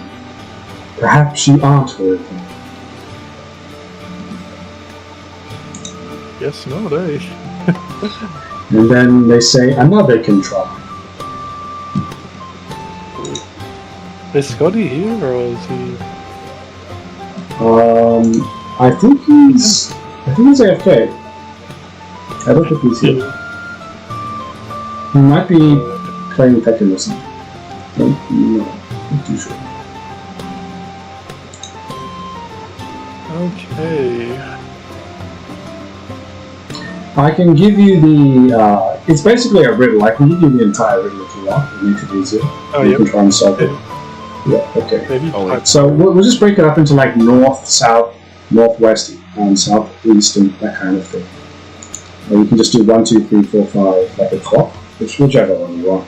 I think I just do 1, 2, 3, 4, 5 like the clock from the top. So 1. Would you like? I'll just do that for a little bit, if that's okay. Yeah, easy. Because what I said was 7, 6, and 3 were telling the truth, but I think I made a mistake. I think that. Oh, I meant these 3 were telling the truth. I meant to say that one, but I said the wrong one. Why did I say 3? I didn't mean to say 3. Wait.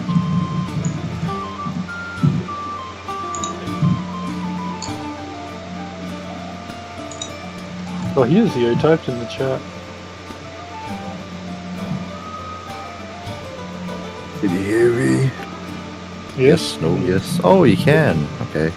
Hey, where's your token gone? I was with a shopkeeper. Okay. Gonna come try the riddle? Varessa got it wrong. Okay, I just wait for him to type it out. Yeah. He said at least, it was like at least 5 of us are telling, lying.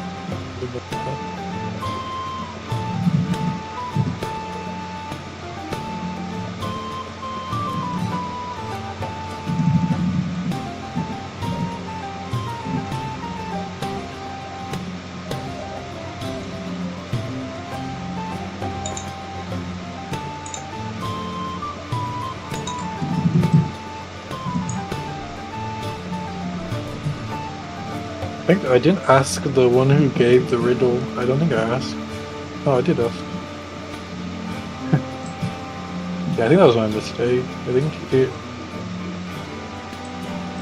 This one, this... maybe that one, which I like to do. This one I took was one of the liars. I said it was telling. But I forgot I asked it the question and it said...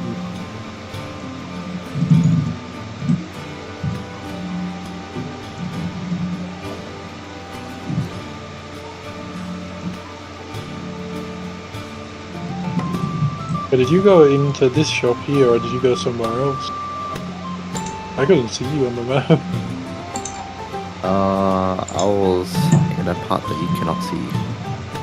Oh, over here? That's because... I'll show you. So, I was... Oh, you're down here? Yeah. Okay. Yeah. Are you buying something? No. I was just chilling there. In there is, you see that list of items he put? You could buy from her in the Belle Delphine. It's Kyle's old character from the last, the first one we did, I think, right? I think the second one. The second one, yeah. The one with the hentai book, like the trans. The one who like isekai in the world has the hentai book as the spell book. But basically, I think, other than the manual of bodily health, the rest of the items are still there. That's the only one I bought. Which I forgot to customize the name.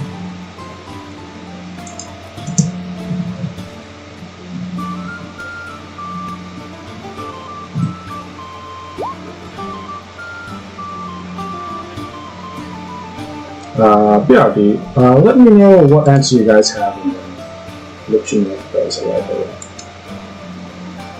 All you guys need to say is who's lying and who's telling the truth. That's basically...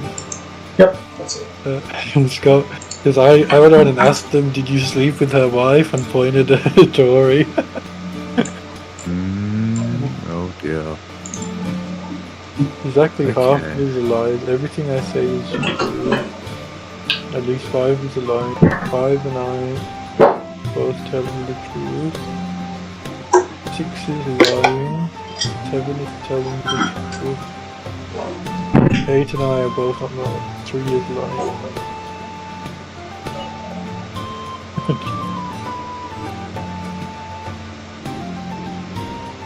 One second, let me go up and chat GPT and tell it to solve it. Just kidding.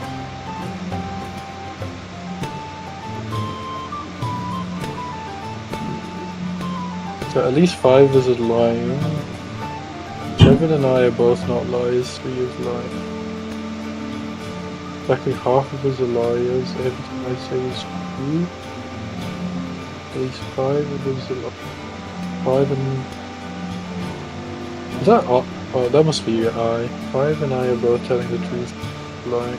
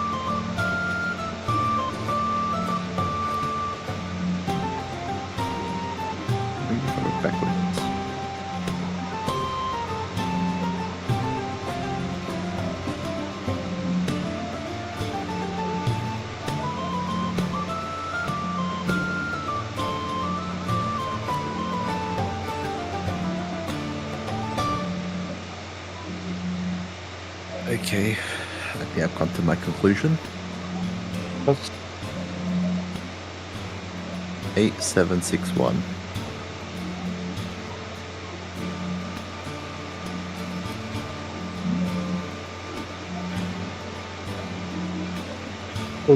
Chu says something which is redundant, doesn't it? Because it doesn't really give you any more information. Right? Everything. That says everything I say is true. It's neither true nor false. He didn't say anything, so.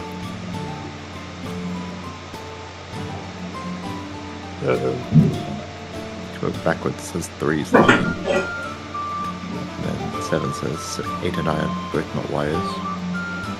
So if that's the case, go. Yeah. This is what I'm gonna say. 8, 7, 6, 1. Exactly half of us are liars. 6 is saying that 7's telling the truth, so that just gives 3. I have written. You wanna have a go at the puzzle? If you read in Roll20, there's a little. They've given us a little. Roll20. It's like a puzzle. Marissa didn't just ask them all a question and didn't really help. A quick check.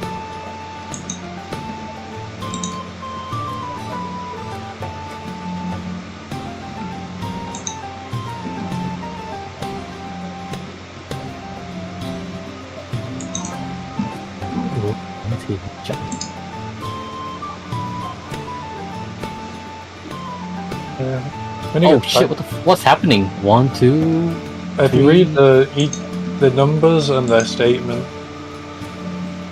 the numbers are. Okay.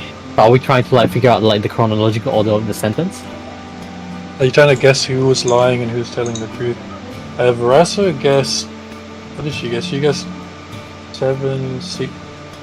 But she asked a different question. So. Exactly half of us are lying. Everything I say is true. At least 5 of us are lying.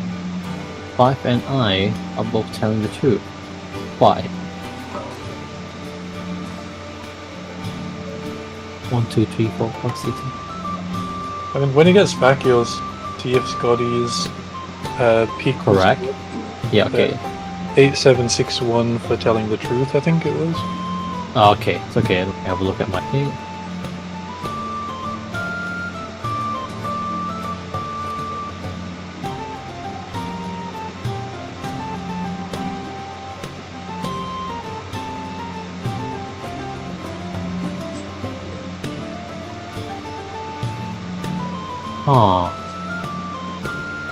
Very interesting. Okay.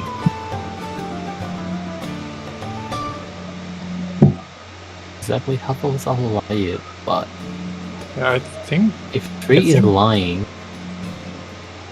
that means 4, only 4. Okay, there's only 4. That means 3 is lying. 7, 8, 7.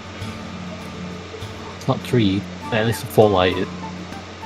1, because 1 is saying half. So 8, 7. 8, 7. It's either 3 or 1. One of them is telling the truth and one of them is lying. 8 7.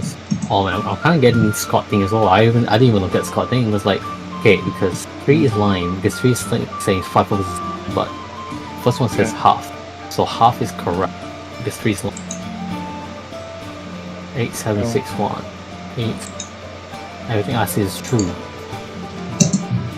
But what are you saying? She didn't say anything.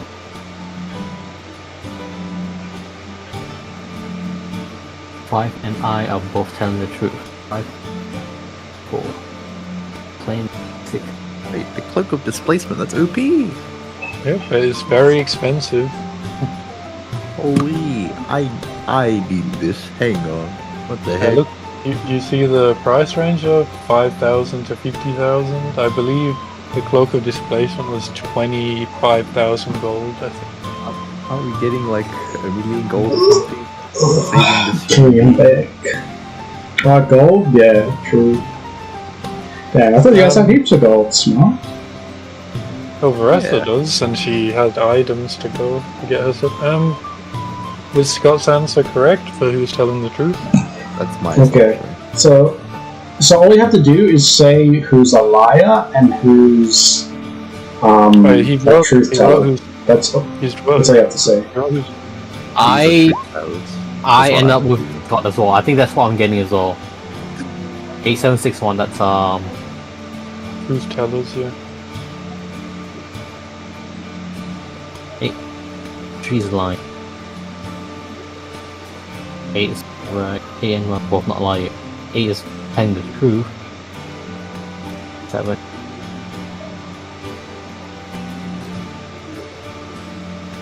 And 6, 7 saying the truth. So 3 of them is confirming each other. But so we have to find one. One more. 3.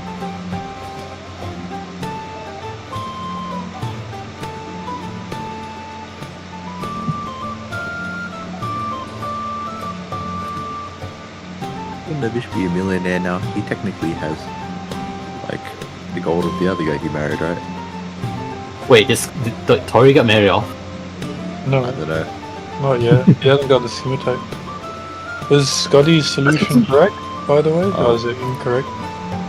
No, not correct. Holy. Okay, let's have a look. Okay. So if it's not correct, okay, exactly half of us are. Everything I say is true. So 1, 2, 3. Half of us. Can At least 5 of us. I'll do a guess for Rufus then. Mm-hmm. 2 and 3 are telling the truth, the rest are lying.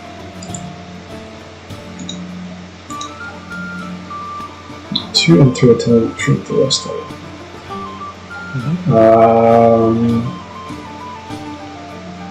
It's just that's actually correct. That be crazy. is not true. That's not correct. Okay. Okay, exactly. He's staying at 3. Holy, it has to be that. It has to be that. Oh wait, no, that's not right. That's not right. Oops, ignore that one. Oh, do we get one guess each, right? Or is it? Yeah. You guys can have another go. Glave has his guess still then, and Not that one. 6.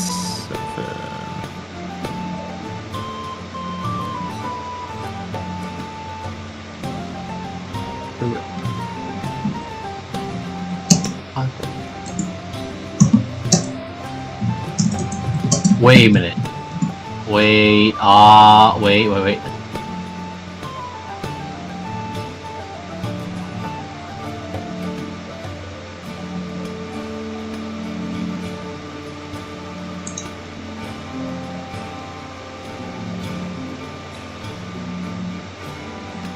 think I'm getting it. I'm very close. Which numbers did you guess, Moya?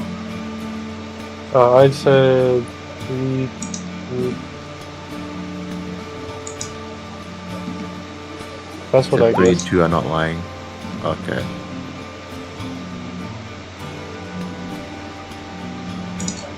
My only other guess is I have my guess. Give me a sec.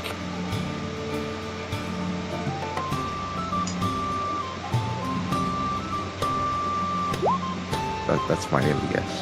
That's just my only guess. Any other guess I could do.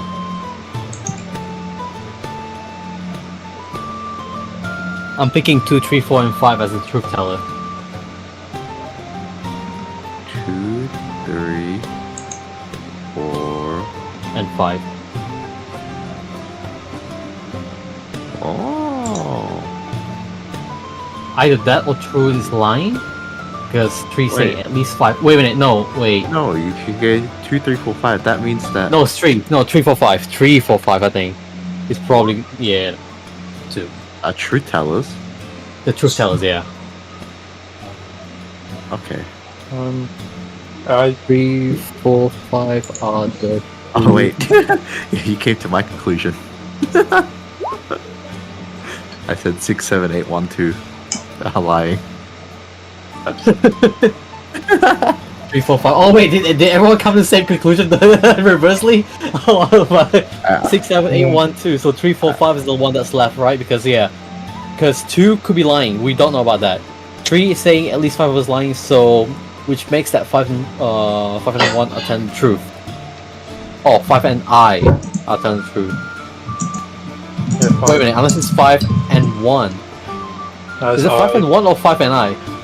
You can see the one written up there. One's got the little thing at the top of it. It's 5 and I. Yeah, okay, yeah. I think it's 3, 4, and 5 fella. Yo, we gotta lock that in.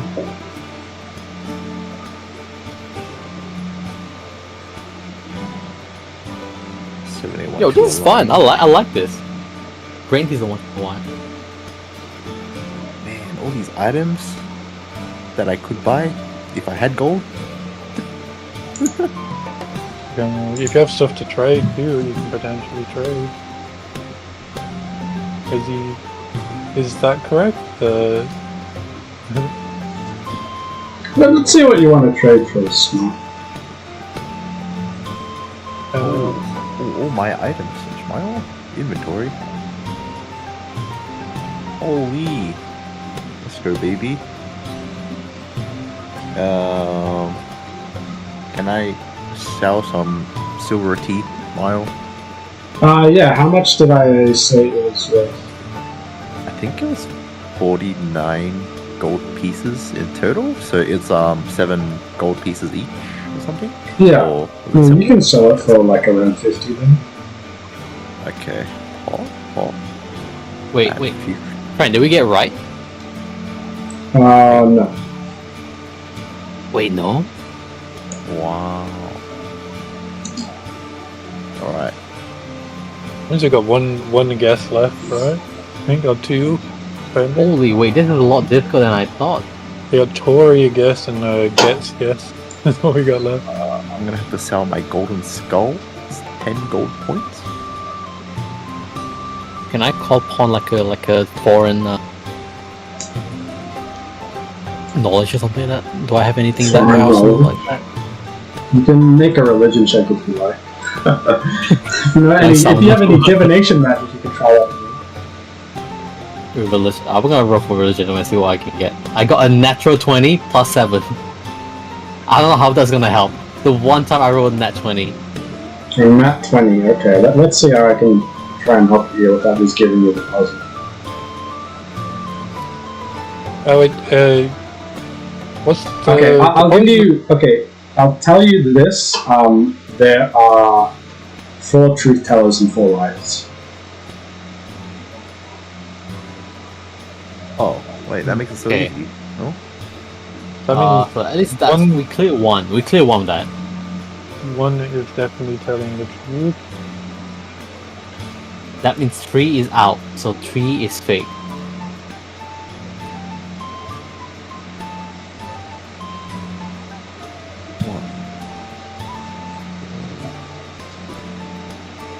Oh, I think 5 and I are both telling the truth. Take 1, 4, 5, 8 is what I'm thinking. But you do your research first, and then see, 1 is correct. okay. Well, let's see if Scott's guess is correct. 1, 4. It's not.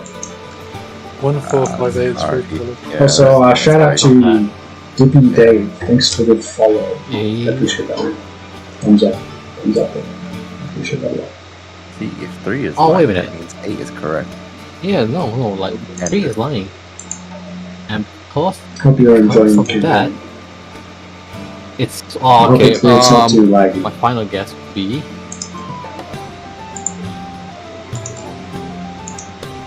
Wait a minute, no. Okay.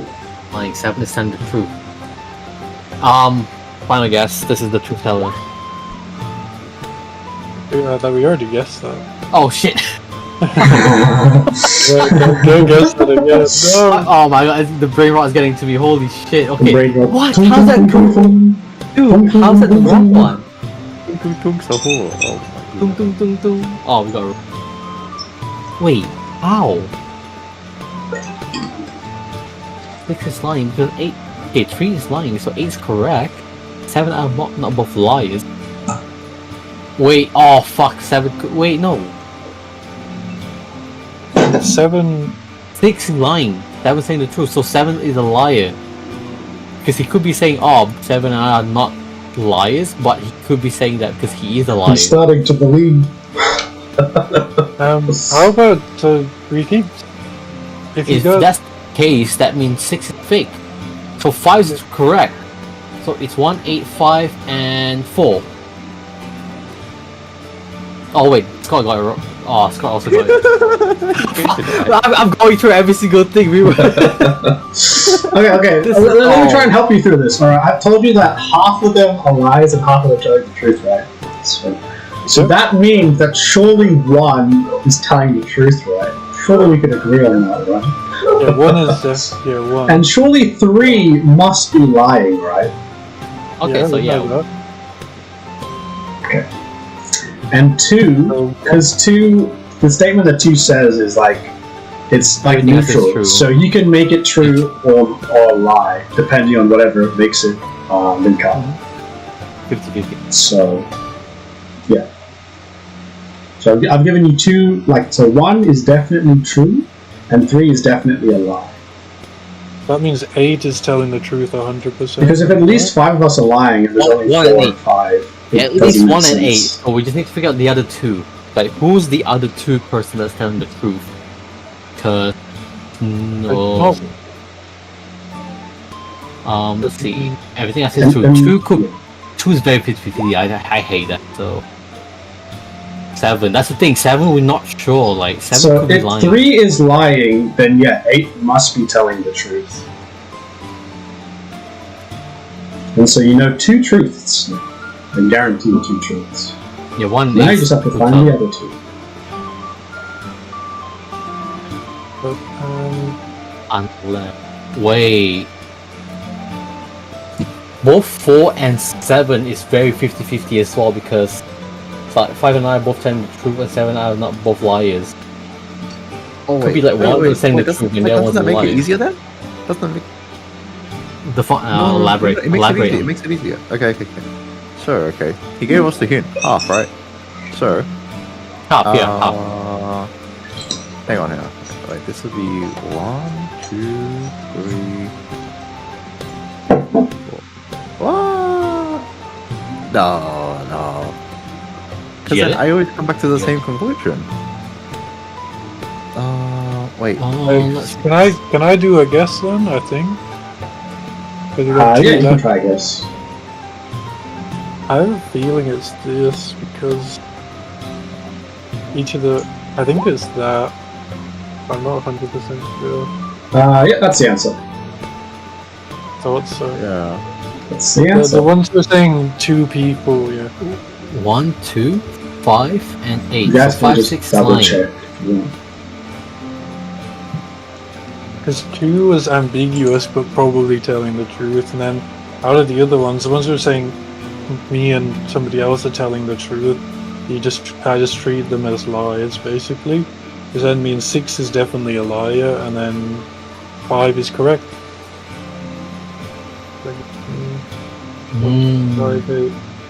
Yeah. It's because 2, I think 2 is the one that threw us off, right? Because we all just assumed 2 was lying. So we were trying to get 2 of the other ones correct with 1 and 8. Alright, so after you do this, all the Fey ladies, they all point towards the pond and they say, "Here is your reward." And the pond begins to bubble. And you see something surface from the pond. So the rest will use Mage Hand and pick it up and bring it over.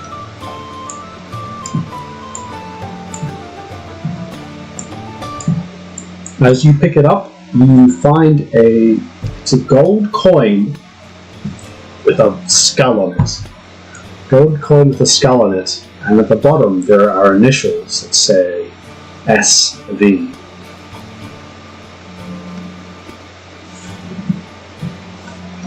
Does that ring any bell with anyone? The SV. You guys can do a history check if you want to do that. Do you see if you can do that?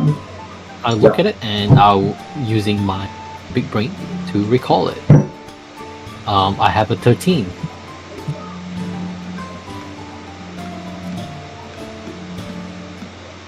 Anyone else? No. You want history, right? Yeah, history. History. Okay. R.I.P. There we go. Ooh, nat 20. Nat 20 plus. Nat 20 plus 5 from the wrestler. Okay, so you think, you know it's a pirate coin, and it's offered to pirates in exchange for favors, and it's normally given to people who have done a great task for the pirate society, the Tashiwa Pirate Society. You give it to a pirate, and they are obligated by the pirate code to do a favor for you. Okay. Nice. Oh, wait 1 sec. Let me update the info on it. Golden Skull coin. What should this be on it? That's like pirate coin. Favor. Pirate. Askew. Fulfilled. So what did you guys think of the riddle? Was it fun? Yeah, it was. It was pretty fun. That's good. I kind of screwed it at the start with the did you sleep with your wife thing, and I then should explain the rules a little bit more, I guess. Because I asked them the questions, but then I forgot that I. Yeah, I was thinking like, what am I supposed to do about this? Because they're only supposed to say, like, okay, well, I'll try and work around it. This is I'm not one on that. Oh, what did you want to sell? My previous breastplate, considering I have the yeah. now. Yeah. What do I sell? What kind of breastplate is it? It's just a common one. I bought it for 400 gold points. That's how much you bought it for? Yep. Oh, then you can sell it for. We'll take it for like 350. 350. Alright, easy. Oh, and if there's any other items from Ben's shop that you want, just. There's a bag of beans. I feel like I should make use of this Edicap head. It's gonna cost a lot of money, considering it has special eyes, but I don't know if it has special properties. See, maybe I should just infuse it into my own eyes. Maybe something cool will happen. Can I sell these Edicapped organs? Do we have a butcher tomorrow? Any scientists? Like experimenting on. You can sell them to Ven. She'll buy them from you. She's over here. But as you come in with the remains of the Edicap, she asks that you two do business away from Spider. Wow. You'll get a scale. Is it down south? It's in here. See what it is? Oh, wow! What a funny looking creature. Smile. Yes, sir. She comes out and she says, "Oh, you're a magical being, aren't you?" She looks directly at me. She says, "What would you like to trade today? I sell scrolls, wands, potions." Ooh, I like to make a deal. I have a scroll that increases your height. But only for an hour. No. I have treasures that I'd like to, I believe, sell. Care to have a look? She says, "Sure. I think I can smell them from here, though." She says, "I think we should go downstairs into the basement. We're going to sell with, trade with aftermarket stuff. And, yep, you can do your business in the basement." Just go down here. And as you enter the basement, you see, it seems like a butchery in the basement. There are There are hooks adorned across the roofs, and hanging from the hooks are the corpses of these most magical beings and beasts that we've never seen before. One of them looks like a giant eye, another one looks like a bull man with horns, and another one looks like an anglerfish but with legs and arms. The room is very cold as well. My character is limited, so I have no idea what I'm seeing. Oh no, let's just pretend you went downstairs. I'm imagining it, yes? Yeah. Okay. Okay, and then you plop on the table a Edicap head and some organs as well. And Vex then says to you, she says, I'll take them for 500 gold. Although this one hasn't eaten well. She pokes the head. Seems a bit anorexic. In fact, I think, where are his poison glands? She looks around. Like, oh, perhaps I don't mind that one. She says, 500 gold, I'll take it. If it had the poison glands, it would be 2,000. 2,000? Oh, wow. I have 2 heads. One of them, on the other hand, is plentiful. She says, oh, yes, I see the poison glands on this one. They're big and fat. Yes. See, these poisons are enough to knock out, well, an Edicap. But if you're able to dilute the solution and mix it with a few other ingredients, like the bone of a minotaur, it becomes a very powerful aphrodisiac. I'll take this one, all of it, for 2,500. Freaky scientist you are, but I will accept your offer. But this one head only, the other one I will keep. Freaky scientist. She says, Freak pays well, as you can tell. And she gives you 2,000 gold. Alright, that's one head. Wait, what about these organs, Smile? I have 2 livers, 2 gallbladders, 2 kidneys. She says, the gallbladders, you can't really do much with them, but the kidneys and the livers, yes, they make good. Very good if you dry it and crush it up into a powder. Have very good health benefits, she says. And she gives you a link. Normally I crush it and put it on my skin. And she says, I'll buy it all for 500 gold. Oh? 500 gold. Tempting. 550 and we have a deal. She says, you are a gnome of magical origin, aren't you? Those are rare around here. If you give me a piece of your skin, I'll make it 1,500. I think maybe another time. My skin is quite delicate, as you can see. The cracks and the crevices, they add detail to my... She says, oh, but I can't let this opportunity go to waste. Gnomes are very rare and very magical. Okay. How about this? I'll give you 3,000 for everything and a piece, just a piece of your skin. 3,000. And I'll throw in this rod. And she pulls out a rod. It's a big purple rod. You're not really sure what it does. Tempting. How much? How much skin were you looking for? I can only offer an inch. She says, the skin from the back of your hand will do well. Just an inch is fine. I see. Sure thing. But be gentle.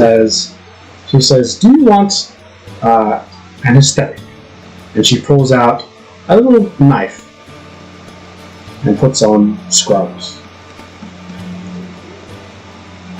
Oh, I'm sure it won't hurt.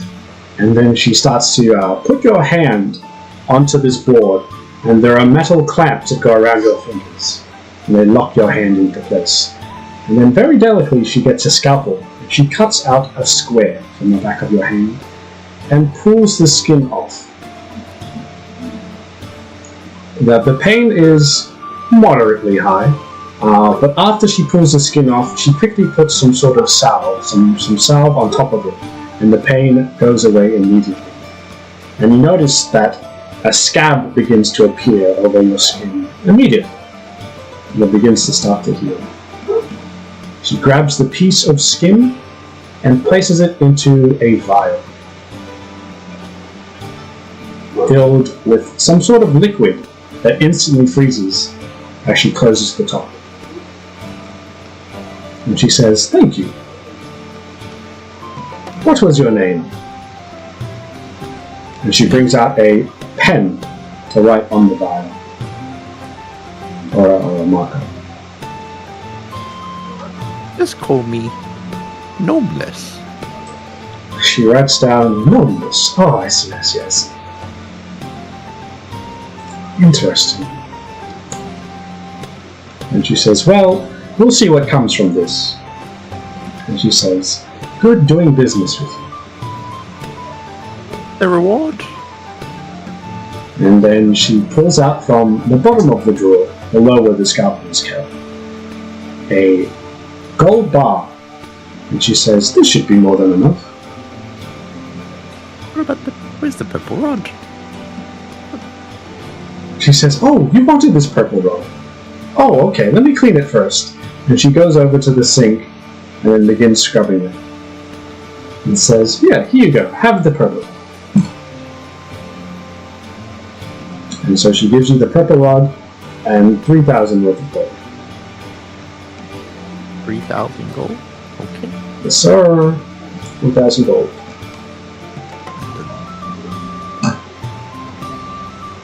Wait, does that include the organs? Yeah, everything. Okay. Alrighty. Rounds in every. How close did you get to the? How much was the cloak of displacement? 25,000, was it? Yeah, I think so.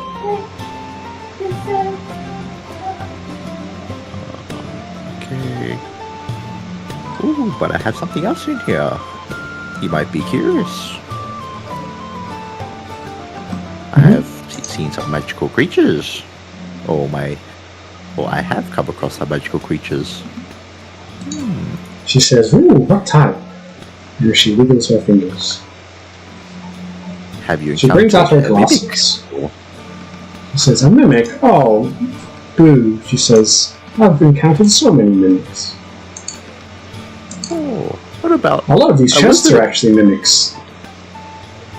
A lizard? Oh, lizards. Easy to find. Easy to eat, she says. Where else do we find you?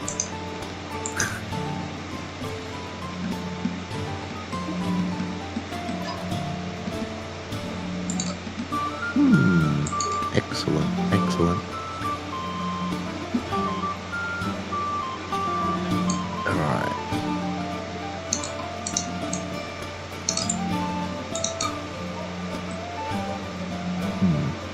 I have one small vial, child, of this poison from an etiquette. She says, "Ooh." Are you interested? She says, "Yes, yes. Very much so. What would you like for it? Gold?" Gold? Or what do you have to offer? She says, "I'll give you 1,000 gold, which is less than what it goes for, but I'll be able to tell you what that rod does. And how to use it." Deal. I'll give you one vial. Okay.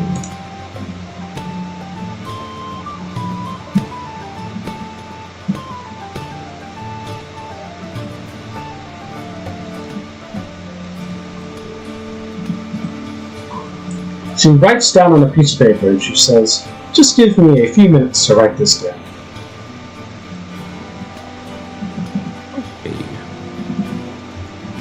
And as she writes stuff down, she gives you this piece of paper with this writing.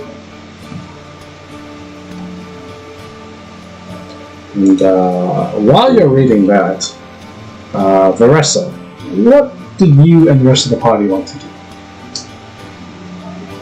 So we got given the coin, which should help us find the scimitar, apparently.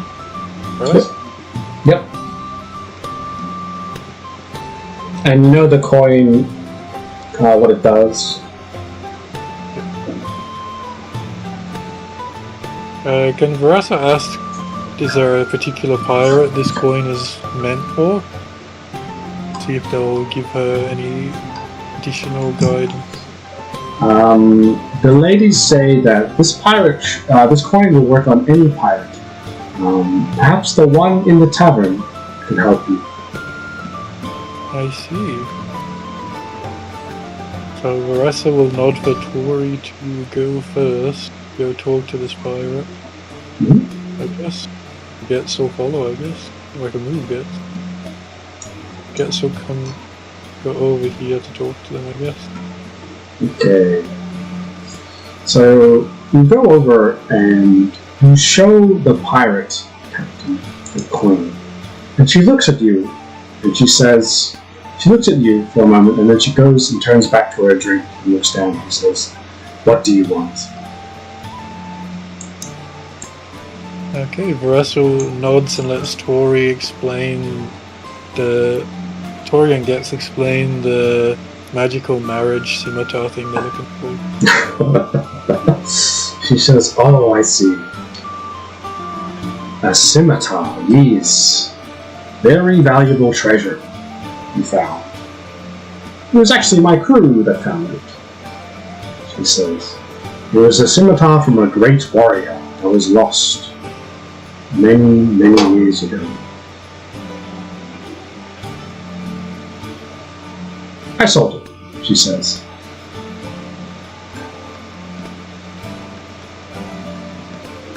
And then she turns back to her drink. To whom? I guess those who they'll ask. She says, she looks around and she says, I don't know. Someone I sold it to. For a good amount of gold. These buyers, they just come and go. And then from the back, you can hear little giggles coming from the rest of her crew. Small little giggles. Varessa will flick the coin up in while catching it in her hand and say, Are you not going to supply all the information?" He says, I'm only telling what you want to know. You clearly know the person, so who is it? She says, "Give me the coin and I'll let you know who it is. I want to know if it's real or not."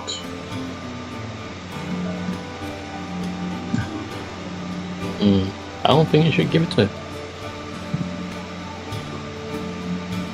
Let's see. Why we just There are took a lot it? of fake coins that go around here, you see. Us pirates, wanting favors for the smallest and greatest things.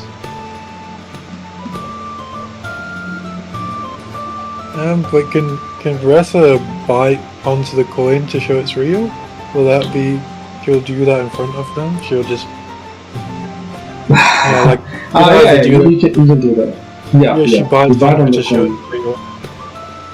And she says, it is a real gold coin.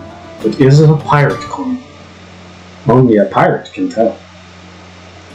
Hand it over here, landlubber. Varessa will. Who's this guy here? That's our first mate. Varessa will pull his chair out from under him and then sit and she'll As put he the falls coin. onto the ground, the rest of the pirates just get up and laugh. And she'll just instantly see afterwards, and she puts the coin on the table between them, but she doesn't give it to her.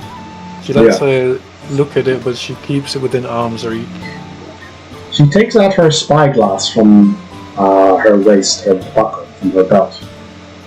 And she looks at it, inspects it with the spyglass, and she says, yes, I think this is a real pirate coin. But I can't believe that you have done anything of great value to the pirates. But then she looks up and down and she says, well, the code is the code. And she takes the coin and says, I'll tell you where it is. He says, I buried it because it wouldn't activate until a certain time of the year.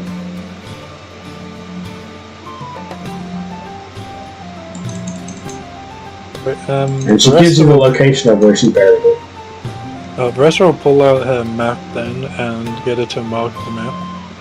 Yeah, she marks it on the map.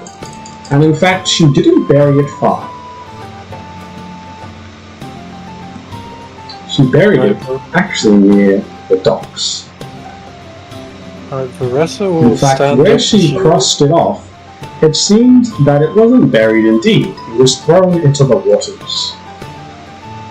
Okay, Varessa will stand up, she'll pick up this first mate and just put him back in his seat. He starts, the first mate obviously buzzed off his mind. He says, oh, I like him rough, and he starts drinking and looking at you.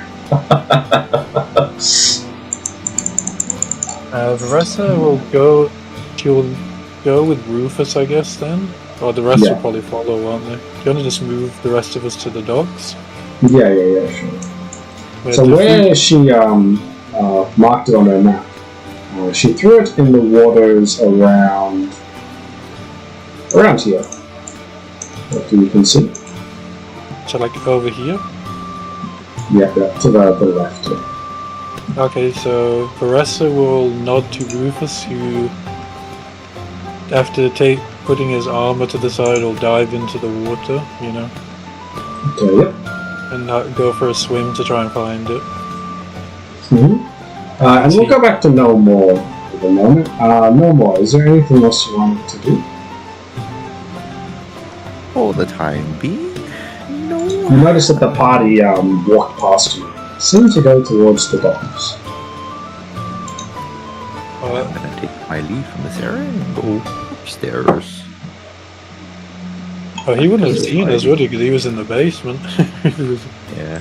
After he finished, he saw you guys go. Did he manage to get enough of the cloak, or was he still quite a bit away? I think I'm still like 20-30k away.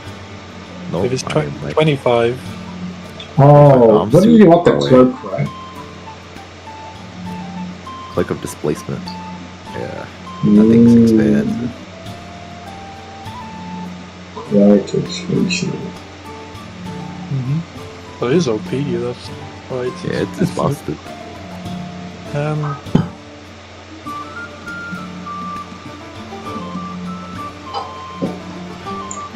But you did get a good rub though, Smart. I know. The stars were okay. It's not bad. I have to attune to it though. As Rufus dives in, make a perception check for Rufus with advantage. You can find where the scimitar is. Bloody missed it. There you go. Okay, 17 is the highest. 17 plus 6. So you got 23. 23. On the high. Okay, he finds it, but it's lodged into the bottom of the sea. Alrighty. Does he need a strength check to get that out? Yes, I need a strength check. Okay, Rufus will come back to the surface and say, Lady Varessa, boss, I'm not strong enough. Not with my strength. No offense. As you know, I'll roll for him first, but I have a feeling he's not going to be able to pull it out. He'll try pull it out, and he gets a 15 actually. Yeah, he pulls it out. Oh, he pulls it out. Okay. Sorry. Yeah, he has a minus too, so I thought he was gonna. Okay, he'll just swim back up with it then. So in Rufus's hands, there's a scimitar, a golden scimitar, adorned with jewels on its hilt. Alright, he'll pass it to Varasa, who will actually he'll climb out and he will cast Identify on it. As you're about to cast Identify, you hear the sounds of someone coming up to approach you. It's a goblin-looking person, a goblin, and he comes up to you and he says, "What's happening here?"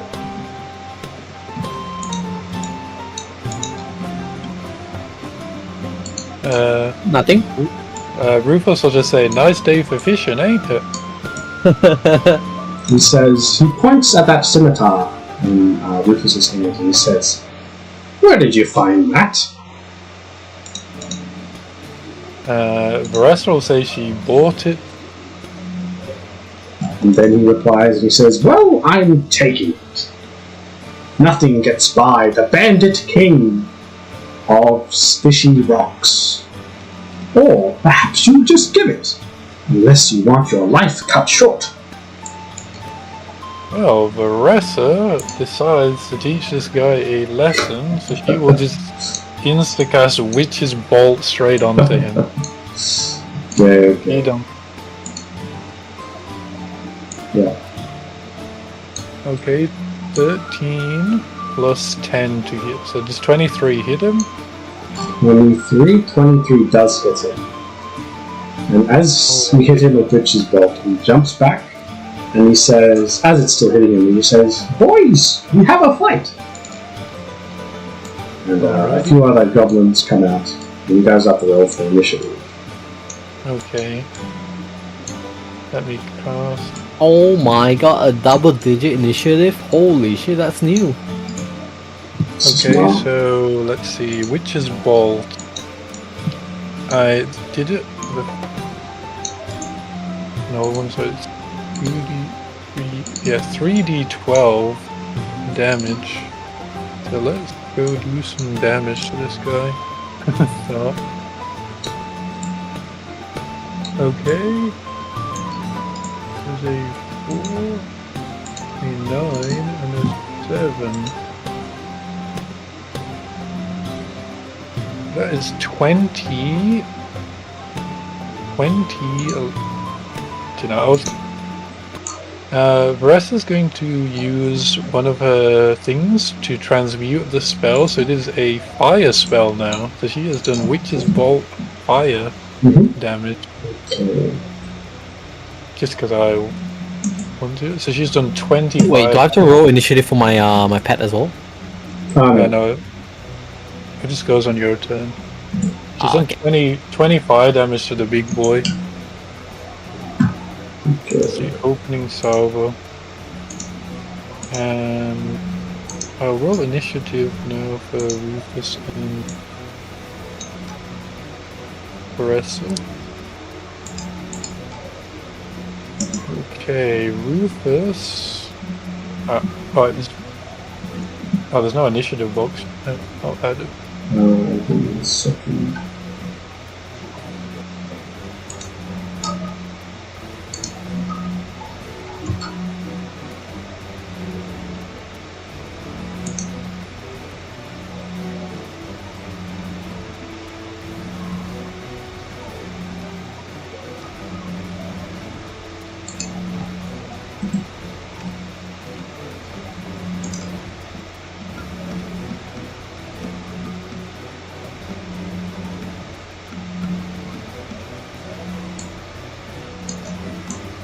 The spider has almost as much HP as I have.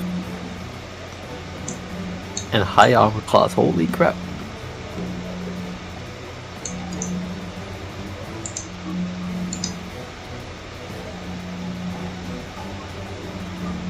Oh, at my turn. Oh, I think I added the dragon.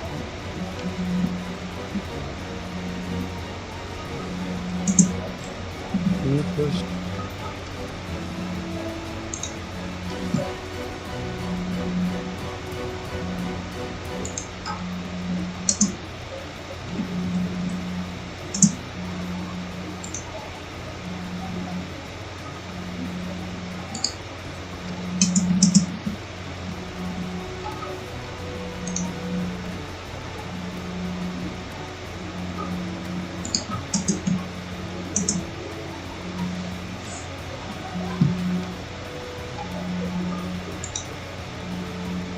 Okay, now to do their rolls.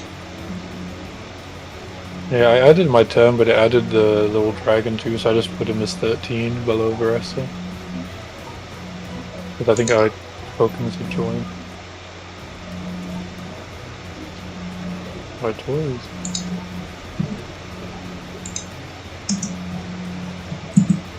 Well, I should deploy that.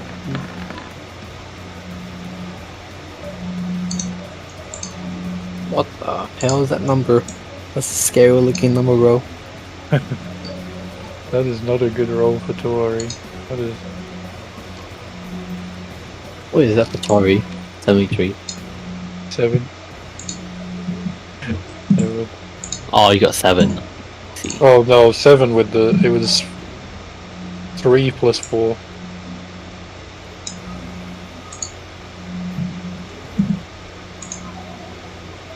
Marissa was 14 minus 1 and Rufus was 10 plus 5.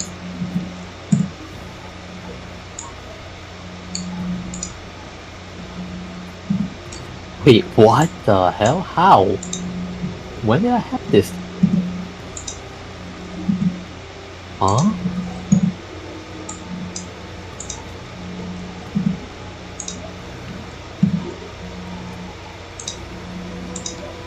Wait, if you get a nat 1 on initiative, does that mean you just lose your first turn?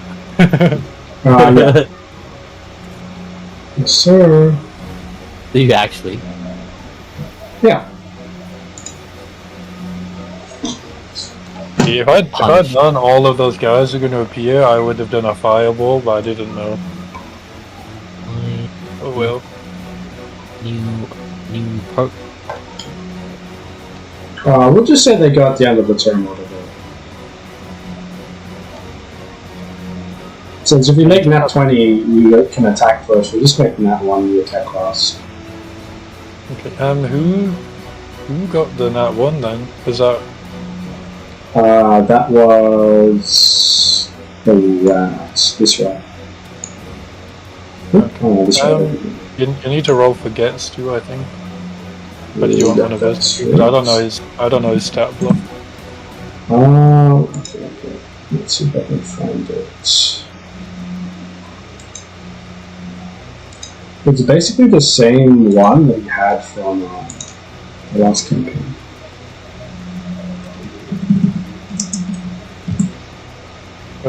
Oh yeah, right.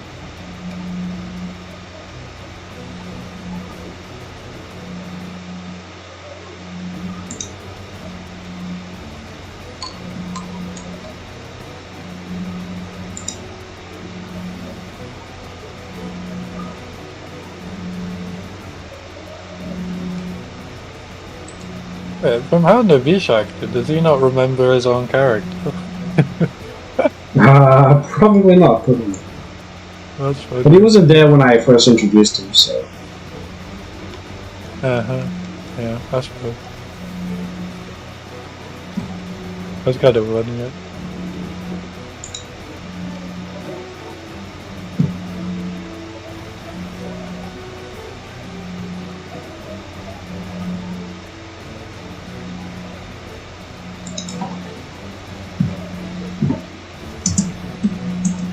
I mean, he probably doesn't understand why I was pushing his character to date his old character, because he didn't understand. Yeah, probably has no idea.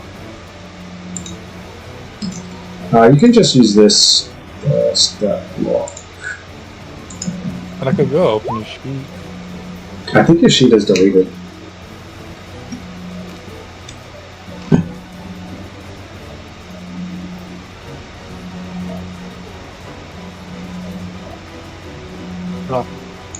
Hello.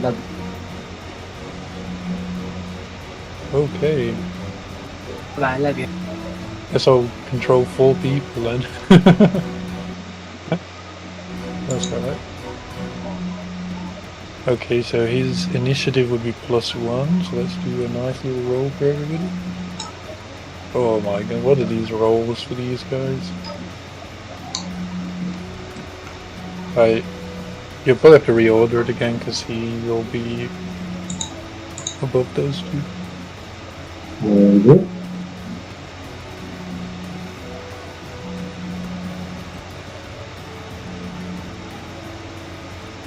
Okay, so this hobgoblin goes first, and How does that guy look after I slammed him with 20 fire damage, by the way?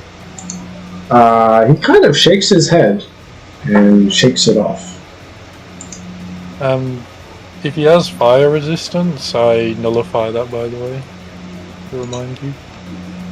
Because of my... Oh, okay, yep, cool. What is it? The elemental adept.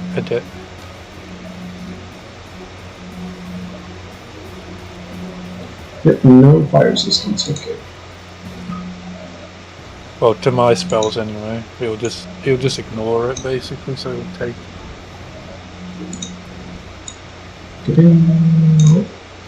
Okay, so the hobgoblin runs up to the spider, and then maneuvers around the spider and goes straight for Rufus. And stares at Rufus and he says, "Oh, I don't like your head," and makes a great sword attack.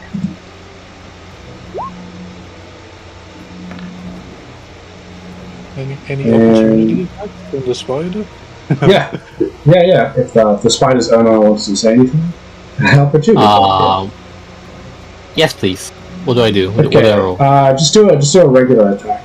Any kind of regular attack. Let's see. I think it's bite. It'll be bite, I think, for this spider. Yeah, like a bite. It says if just by attack. I'm looking at this here. To see 1d10 plus 2. 1d10 Also, I don't think plus 16 2. hits Rufus, does it? It does. You do 16? Yeah. It does 1 damage. 1 damage, okay. Do I roll for poison damage as well? If you... Yeah. Yeah, I think you put the poison on it. 4d8 damage. 4d8. 4? So Rufus takes 48. this much damage. 13? Okay. Yeah, 13. He didn't get refreshed from last time, so he's on 6 health again, but that's correct. Okay, yeah. Okay, good. What? That doesn't sound right. 4d8 poison damage. How does the poisoned effect apply for your spider, by the way? It says that 1d10 plus 2, that's piercing damage plus 4d8 poison damage. The target must make a DC 11 Constitution saving throw. On fail save, the target takes poison damage or half as much damage on successful one. If the poison damage reduces the target to 0, the target is stable but poisoned after 1 hour. So, does he take like 23 damage? Is that what it meant? Because I feel like that's too strong. I think your character has to do a DC saving throw for like 11 for Constitution. If he failed, then it takes half, or if he succeeded, let's take half. But yeah. No, it's 48. It's 48. That's insane. What the fuck? Because the DC is 11, so... I got 23. 23, okay. 23 damage, so he has to get at least 12. Or 11 or 12, I think, right? Should be so 1d10 plus 3, and then it should be 2d8. With what? Fresh cooking. Okay. Yeah, but all of this is cooking. She peed somewhere? Oh my god. Right, and Battle of Gabriel is in front. Okay, I'm coming. See, what's my turn? I'm 1, 2, 3, 4, 5. Okay, I have it. I'll be back really quickly. Very good. Okay, so I think he rolled the piercing damage. I think it should be like 2d8 poison, and it's like 1d10 piercing. I think is what it was. 2d8 poison. Okay, I'll just roll it.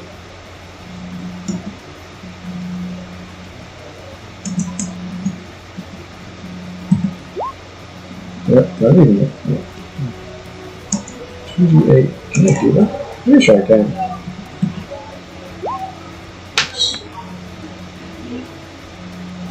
Okay, 13 damage total. Okay. It's 13 damage total. I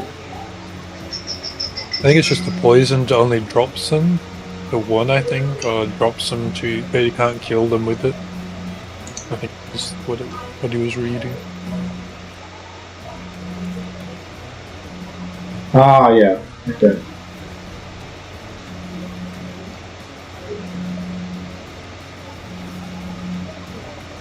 I see. Yeah, but he failed the con, so it's not halved. And he's not on like 1 HP, so. But I think when he gets poisoned though, so yeah, he would take poison damage every time. Yep, there we go. Okay, and now it's this guy's turn. This guy's a custom character, so I have to read this notepad I have. And there's a short bow multi-attack. And he attacks Glauve. Because he sees Glauve is controlling the spider. So there's 2 short bow attacks. Oh wow. Okay.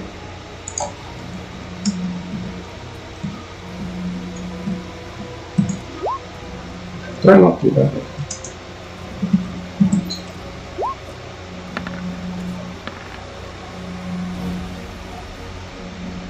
Okay, I think none of them hit.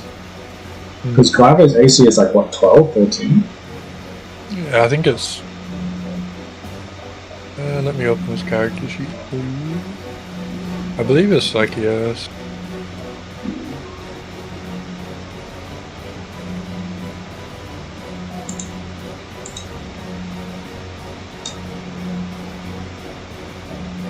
Load. His armor class is 11. Yeah, okay. Oh, then they both hit. Okay. Damn, what's that plus to hit? It's +9. It's the same. No sneak attack damage. Okay.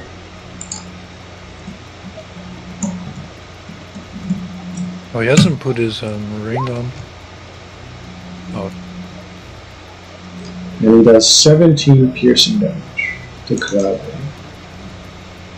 I got updated sheet, but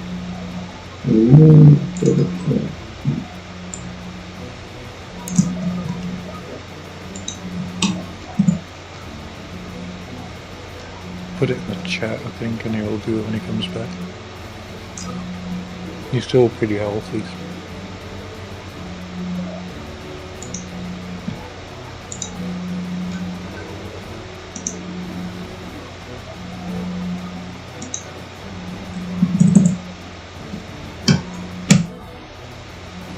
It should be updated now. Alright. And now it's one of these Rex turns. And it can move 30 feet, so... Okay. So this is a giant rat, it's not a bunch of rats. And you see a giant rat run up straight to the party. And you notice that the rat seems to be... his body seems to be pulsating as it runs up. And it runs into the middle, and it explodes. It explodes over the party. It seems the rats, they have some sort of explosive device inside of them. And the party take anyone in the radius. I think it's 15 circle. Yeah, so everyone here. Yeah. Can the spider get a chance to hit it first, by the way? Yeah, sure. If it kills it, it makes it blow up early. If it kills it, we'll say it diffuses the bomb. Okay, I'll just have to add his pet to my thing because I don't look at it, I don't. Add it and then I'll try and hit with it. Oh, there it is.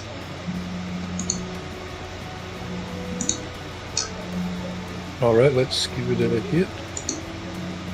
Oh, are you kidding us? And that one, that thing just misses. Okay.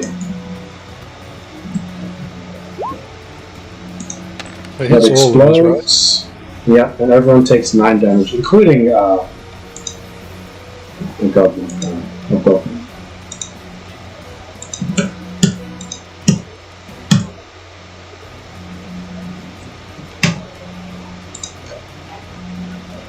And you hear the chief start to snicker, going, "Ha-ha! Can't beat my rats! They're my greatest asset." I'll say Beams doesn't take any damage because he's usually on Varessa's back, so she'll shield him from the blow. Yeah. I have returned. You and your spider took 9 damage each, by the way. Yeah, sorry about that. My dog pee on the floor. Quickly. Damage. Oh, my patents. The I updated it for you. minus. Oh, I can control that. That's kind of cool. 1, 2, 3, 9. 23 HP. Fine.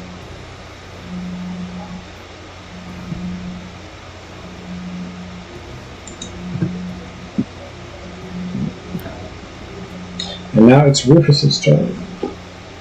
Rufus's turn. Okay, Rufus will decide to deal with the threat right next to him, so he will do a short sword attack, which is a 12 plus 5 to hit, so that 17. Does that hit the hobgoblin? Yes, that does. Oh, yeah, it does. Okay. He'll do... Is that 7 piercing damage to it? Mm-hmm. So. And he will do an exposed weakness at the same time onto that hobgoblin in front of him. He does 13 plus 6, so 19 perception. Yeah, that passes. Okay.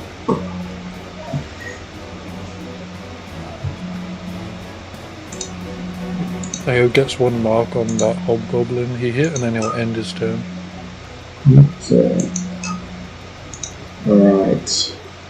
After that, one of the goblin thugs runs down and makes an attack for the spider.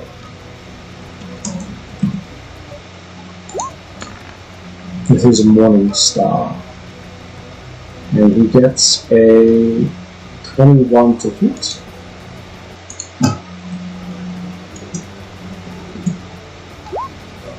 And does 4 piercing damage to the spider. I'll just remove that dragon.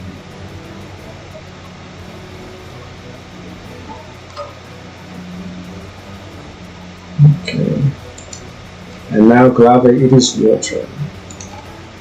It is my turn? Let's see. It's your turn. Is this guy incapacitated or is he down? He's poisoned. He's just poisoned. Poison, okay. And I'm seeing this guy coming right here. Oh, he's poisoned? Okay. Let's see. I would like my trusty spider, I'm gonna name him Penny, to bite this rat goblin right here. Okay. Let me see. This one over here? Thing again? 1d10, I think. Yeah, 1d10. Now you got to roll to hit, by the way. Yep. Oh, I have to rotate. Yeah, because the other one was opportunity check, right? Or something. Yeah. Let's see, 4. Let's see, 4 to hit, +4 to hit. What exactly do I roll? D20 Let's roll a and then D20. you add 4. Oh, D20. Let's see. Boom. I have received a 7. That misses. 7 plus something. Okay, so that doesn't do anything then. Yeah. I think it'd be +4, so it'd be 11, right? Total. Yeah, 7 plus 4, so that's 11. 11's Still a miss. miss. Unlucky. Okay, that's fine. I'm here with my spider. I should be able to do anything. If I were to move backward, would I get up? Would this guy attack me? This guy attack me? If I was to move a little bit. Because he's poisoned, no. Not No, okay. I want to. Just remember, you can take the disengage action, but you won't be able to do anything else that turn. I think I'll be alright. I'm gonna use guiding bolt level 2. Level 3 actually. Against the goblin right here. Okay. Lagging. It's lagging to my side, right? Okay. So I have to roll to hit, and let me roll it quickly. I receive. Fuck. Hey, Glove, you know what you should say? I'm casting guiding bolt. If you miss, you were doing a level 1 spell of it, right? yeah. That's the trick. You know what? I'll take the L. I'll take the L this time. But next time, I'm gonna fool the god of this world. But for now, guiding bolt, and if you miss, you go as level 1. Oh shit! Really? That was level 3? Okay, that was level 3 that time. I missed it. Smoke's coming out from my wand. Fortunately, nothing comes up. And let's see, is there any bonus action that I can do? No, I cannot. Let's see. Nah, no, I can do. I will just end my turn there for now. Okay. Marissa, what would you like to do? Well, originally I was going to take another action to...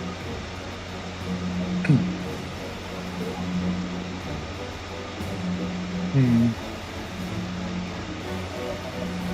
think I'll just do the Witch's Bolt again onto the main guy. Isn't it a concentration?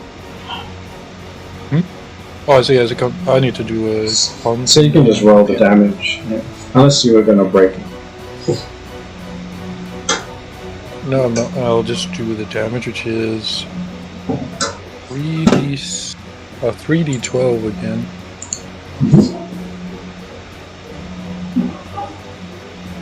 Let's see. 12, 10, 7. So that is 29 fire damage to the big guy. Oh, that is good damage.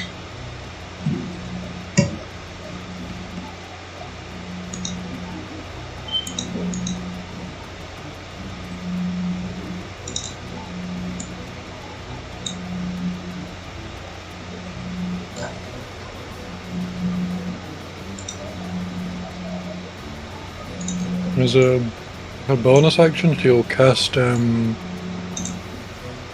Dragon's Breath for her little buddy on her shoulder.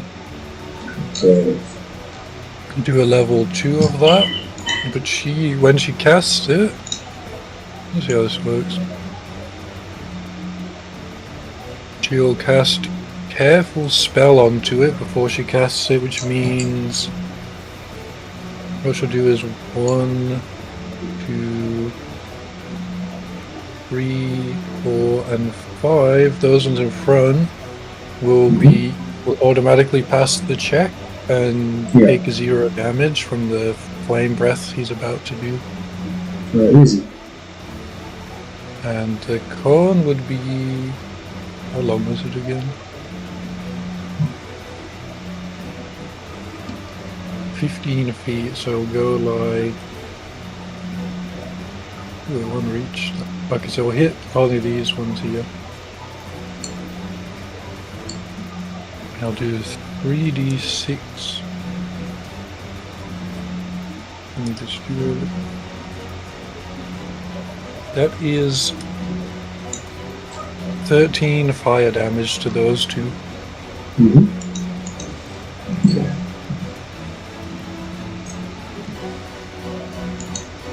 And I'll end my turn then. Alright. Easy peasy. Alright. This second rat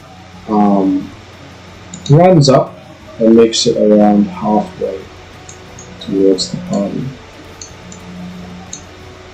And then it's the alchemist's turn. The alchemist pulls out its light crossbow and shoots it at you there, so shoots it at you. Actually, it shoots it at Getz. Lucky. Well, they got a nat 20. Okay, I changed it last minute. And it does this much damage to Getz. 9 piercing damage. Getz goes tis but a scratch and he hits himself with an arrow hit just above it. Tori. Tori's turn. Tori will move here and she'll hit this one here. So let's see. I'm gonna do 2 scimitar, the multi attack with the scimitars, so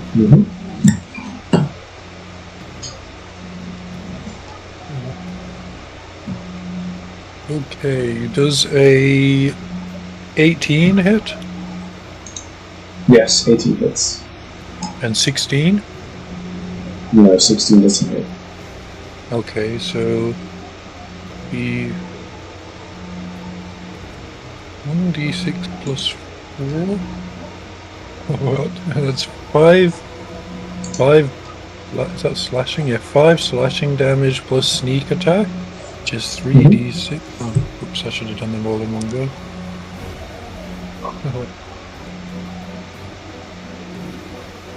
That is 10 slashing damage all up to this guy here. And then he'll disengage as a bonus action, just back off. He'll disengage behind Git. Okay, good stuff.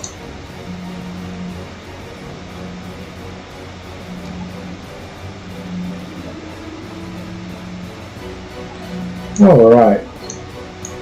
So after that, the other goblin thug comes down and does an attack with his Morning Star to Cloudberry.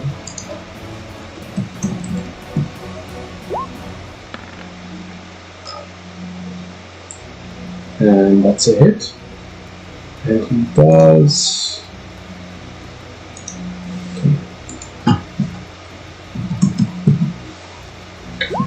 Okay.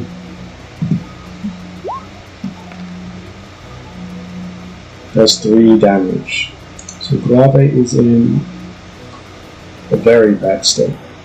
Getz, it is now your turn. Okay, it's Getz's turn. Getz will pull forward.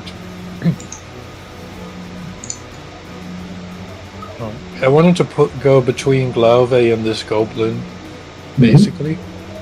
He's a shield warrior, I believe. Oh. So he'll position like in front Glave here, and he'll swing at this guy. What is his... So he can do... So he'll do... a longsword multi-attack, I believe. That's what he's like, yeah. Okay. I think he can do a multi-attack. Yes. No? No, I don't think he can do a multi-attack. Never mind. Okay. So he'll do an attack. Does a 23 hit? Yes, it does, definitely. So he will do... What is that? 5 plus 3, so he will do 8 slashing damage. 8 slashing damage, okay. Yep.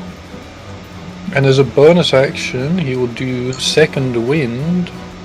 Oh, okay. Regain hit points 1d10 plus his level, so 4 plus... He's level 5, right? So he gets 9 health back, so he's basically back to full health. Yes. Good stuff. And then he'll slap his shield and go... Tell him to bring it on. He'll taunt them, basically. The other goblin seems to hear this taunt and runs straight up and goes Wah! And attacks with his morning star.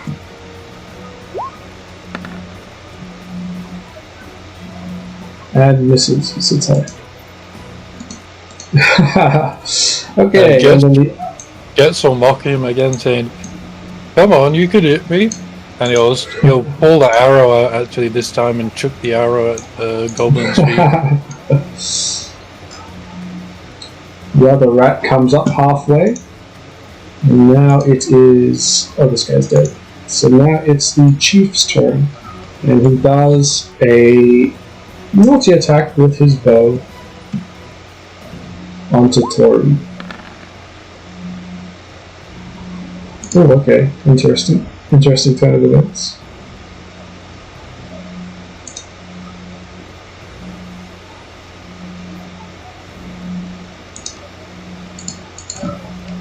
So that's a crit and a miss. Which is worse than 2 hits.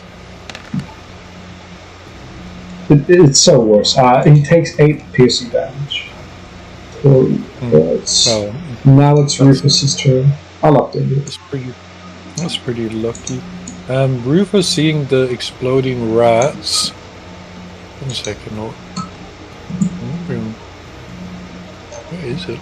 Oh, maybe. I thought he bought it. Maybe he didn't. How many charges does this thing have? Oh, it doesn't have it. Okay, so he'll use his figure of wondrous power, the ivory goats.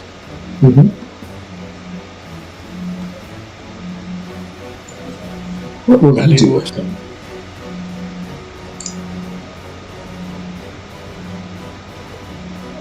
Actually, no, he won't use that because I'll just log thing it. He will do a ranged attack, and I believe he can do a... Yeah, he can do a multi-attack, so he will throw his dagger at this one on the left twice. So he'll throw 2 daggers. So. Okay. Throwing it at the rats. So he does... First one is with his signature ladder opener, like always, so... That is 23 to hit, and the second one is 19 to hit. So he hits both throws. That is 2d4 damage. Oh, are you kidding me? Double that one. Okay, so he does 7. So he does 11 piercing damage to the rat. Yeah, the rat dies. Can the rat explode? Just kidding. If you pass a perception roll, sure. Let's see if you can hit it with the bombers. Okay. We give her a 18. What's his plus again? Plus 6. That is 24%. Okay, well, yeah, it explodes, and it hits all its goblin friends, and the next rat next to it, which also explodes. So they both explode, and everyone, including up to the to this guy, including the face spider, they take this much damage. Wait, my spider take damage as well? Mm-hmm. 20 damage. 20 damage! 25 damage. Wait, 20 or 25? 25 damage. 25 and this damage? guy dies. No, fire, like the fire. PK fire. 5 damage. This guy dies, and then the other two are really low health.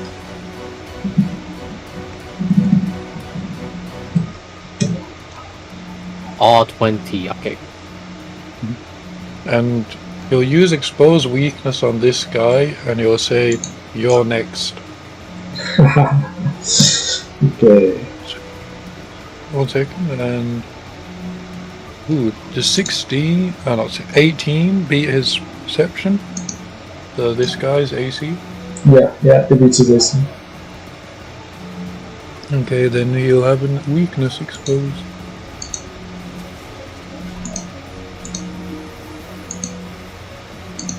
Okay. Good stuff.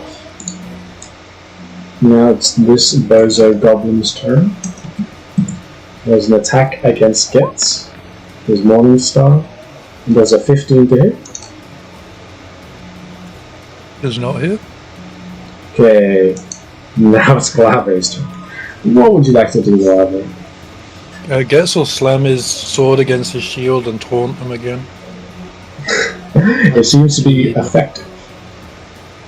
Well, my spine is almost dead, so I saw how the fire was affecting my companion, and I grab my staff tightly, start chanting my prayer, and I cast Mass Cure Wound. See if I don't.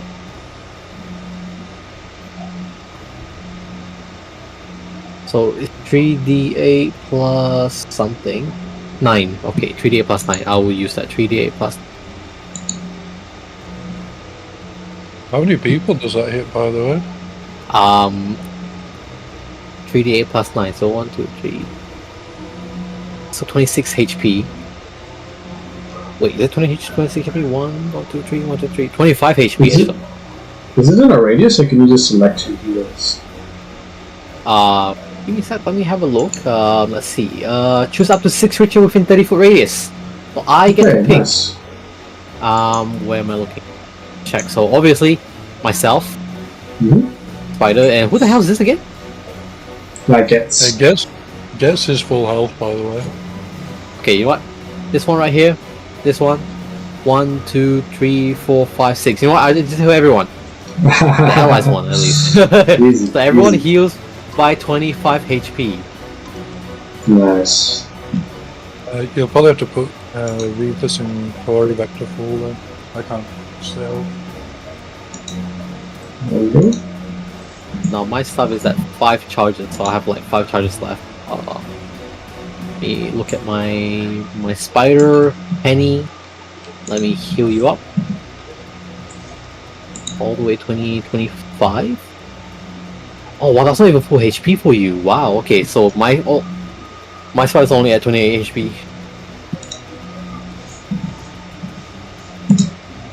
And I'll end my turn. Okay. Marissa, what would you like to do? I'll recast a Witch's Bolt again on that guy who is locked onto. There'll be another 3d12 damage.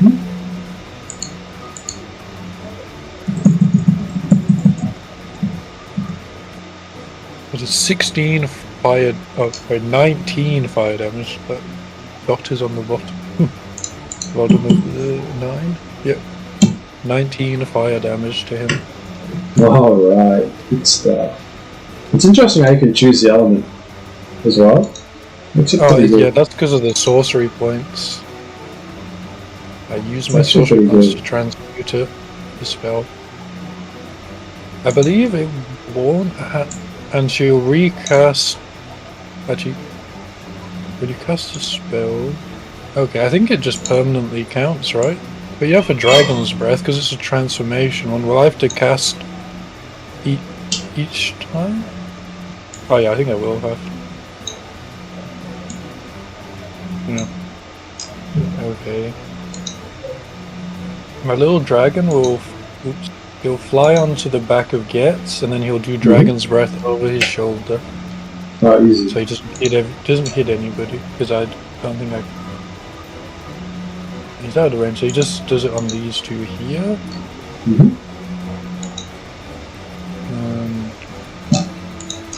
He did it a second level. Yep. Second level Dragon's Breath is 3d6.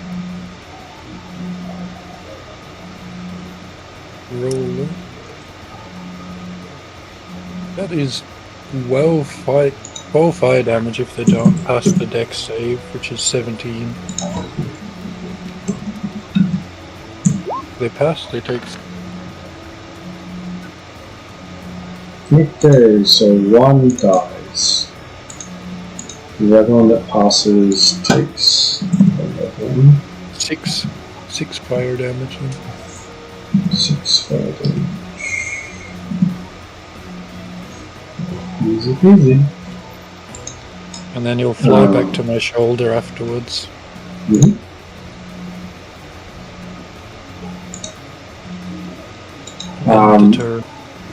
Yep, this goblin alchemist, seeing what's happening to his brethren, he decides to flee.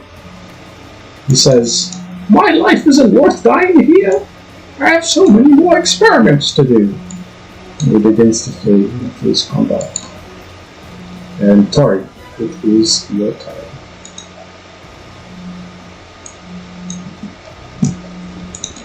It is Tori's turn, so Tori, seeing the situation, will... I think she can run this way, right? So she'll run... So she doesn't go near that one, and I think oops, that's wrong. Yeah, she'll run to that guy. She can actually run that far. She is fast. And she will do a double attack on it. Multi-attack. Okay. With the double scimitar. Okay, so the first one is a 26 to hit. That hits. And the second is a 15 to hit. That doesn't hit. Alrighty. Good. So the first one will just be a 1d6. Oh wait. Plus the sneak attack. Right? Oh. Which is like 4d6. It should be 2d6. Yeah. 3d6. Yeah, you're right. Alright, let me roll the other. What is that? They weighted dice, eh? That is 20 slashing damage. Okay, he is weak, very weak now. And Tori will do disengage, but she will do... How far did she run? She ran from here to here, so she has 5 did you feet. want to...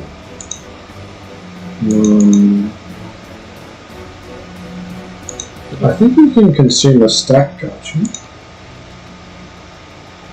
He only has 1 stack on the guy. Because the first one was on the... you need 2. Yeah. So what she'll do is she'll disengage, but she'll actually go just past the guy. To block him off, basically. She'll do like a rogue disengage, but she'll actually go past him. Then stand here. So she's basically ready to hit him if he tries to run. Gotcha. And she'll end her turn. Alright. But you're going nowhere, buddy. It is Get's turn. Get's ignoring the goblin here. He didn't care about the opportunity. Seeing, wait for me, Tori, my love. I'll help you. Rinse straight at this guy. Doesn't care about this goblin trying to hit him, which I suppose you'll do opportunity attack. Okay. Roll. He misses anyway. And he will do a... Yep, he'll do a longsword attack. A 20, does that hit? 30-20? That hits. Yep. definitely hits. And oh, I forgot about the plus. I gotta do it after I roll the damage. So do 1d8 slashing damage. Oops. There's a 3 plus 3 is 6 plus the attacker bonus is 8. So do 8 slashing damage to this goblin. Okay. The chief starts heaving. He's very weak. Yeah, he'll end his turn and say, "Stay away from my toy." Alright. This chief looks at all his henchmen. He says, Maybe it's time for me to leave. You guys can keep the crappy sword." And he tries to run to the left. And so you guys can have 2 opportunity attacks to see if you can stop him. Both you, Tori, and Gets. Am I able to do something here as well? No. Or do I have to wait for turn? What did you want to do? Because if he's trying to run away, I can just use command to make him kneel. Yeah, you'll have to do that on your turn. Yeah, okay, unless you put it as a reaction. Yes, that's fine. Don't worry about it. You have reactions like. Yeah. Reactions are kind of like opportunities if you have the condition becomes like true. Yeah, like Vressa has opportunities like spells, but they're wouldn't be usable there. I don't think Rufus only has opportunity attack. Okay, so let's see. Tori gets a 21 to hit. Okay, that hits. And gets a 19 to hit. And that also hits. I know you can't do a multi-attack on opportunity attack, so Tori... Wait, can you do a sneak attack on it? Yeah, I'll let you do a sneak attack. Okay, so Tori will do a sneak attack, so that's 4d6 damage. Okay, that looks nice. That is 13 slashing damage from Tori. Okay. Is that enough, or do you want Gets to hit too? You'll need a bit more. Just a little bit more. Okay, Gets will go next. That is a 7. 7. That's enough. 12 slashing damage. Yeah, so he just falls to the ground. They'll go. And this goblin just faints and falls into the water. Gets, while they're swinging, because they swing at the same time, Gets will go, "Couple attack!" and smile as they like slice the guy in half together. Hey, look at the power of love, guys! Sounds like a Gets thing to do, right? Yeah, definitely. It's exactly what we'll do. Okay, so now combat is over. Everyone has died. Nice. Yes, that was a really good battle. Nice and quick. Wait, so he's just drowned in the water, basically. Yeah, he's still floating there. You can still loot him. He just fainted and drowned in the water. Oh, okay.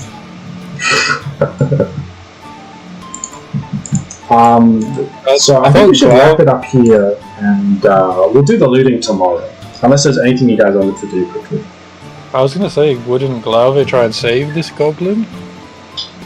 Glauve? Which one with this goblin right here? The goblin who fainted and fell in the water. Wouldn't you try and save him? Oh, 100%. Wait, is it a female goblin? I think it's just, I don't know. You can roll it D2. Roll for gender. Roll for it doesn't matter. You know what? Reveal? This is an opportunity to get new followers, so I would undress myself quickly and then just jump into the water, attempting to save the Goblin Z. If you save it, it's the girl. If you dies, it's the guy. Yeah. Do you roll? Do you roll to save? We'll do it. I think it's a medicine. Wait, we'll do. We'll make it a medicine. Oh, survival. Actually, we'll make it a survival. Survival, yeah. I think survival's alright. Oh man, I don't want to roll. I keep getting low roll. I'm gonna let this goblin die if I do this. Okay. Oh, do it on roll 20 then. We'll try and roll 20. Let's go. I got 16. The goblin dies. Wait, what? But the onlookers in the town see your heroic act, and I'll let you roll a d8 to gain followers. Wait, 16 was not enough? Nope. I got 5. You get 5 followers.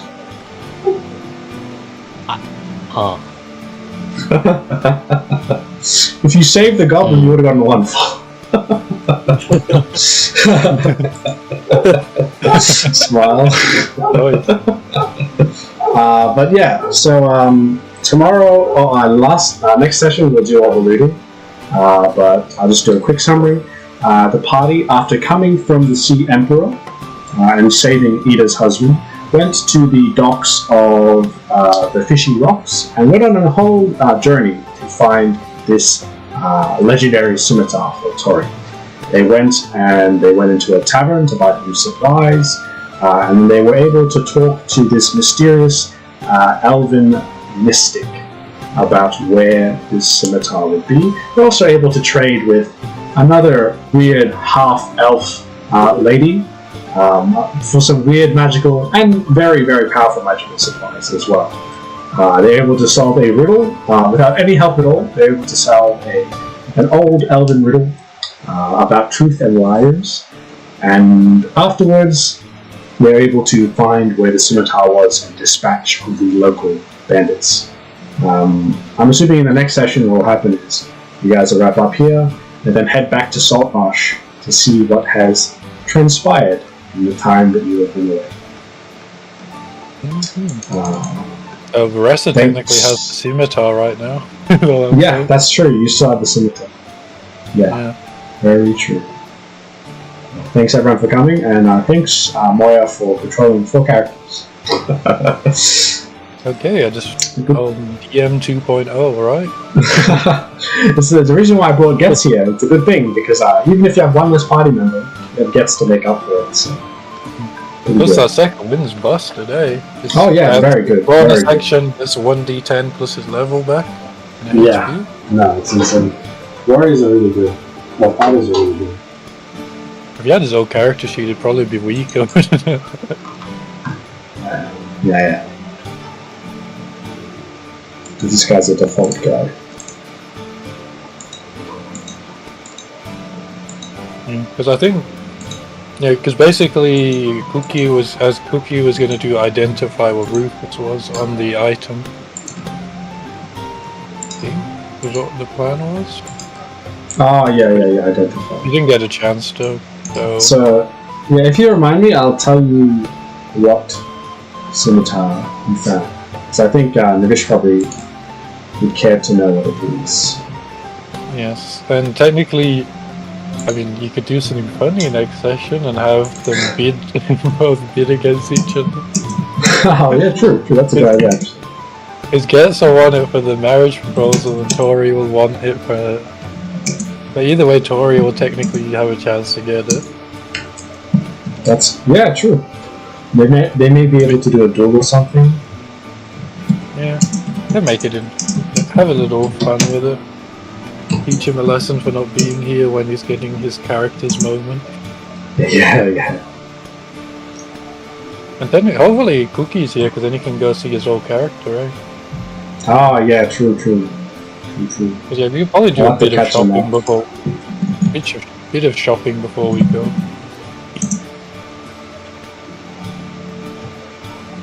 I'll be right back.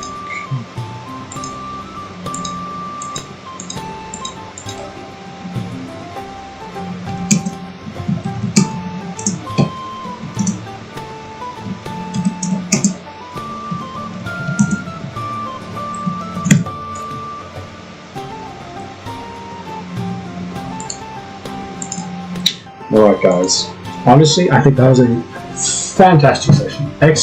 Excellently executed session. I mean, literally I planned this session in like 30 minutes and the pacing was fantastic. The combat was nice and short. The roleplay was phenomenal. Games were just chef's kiss. The combat was maybe a little bit too long, but I kind of like. But it turned out pretty good actually at the end.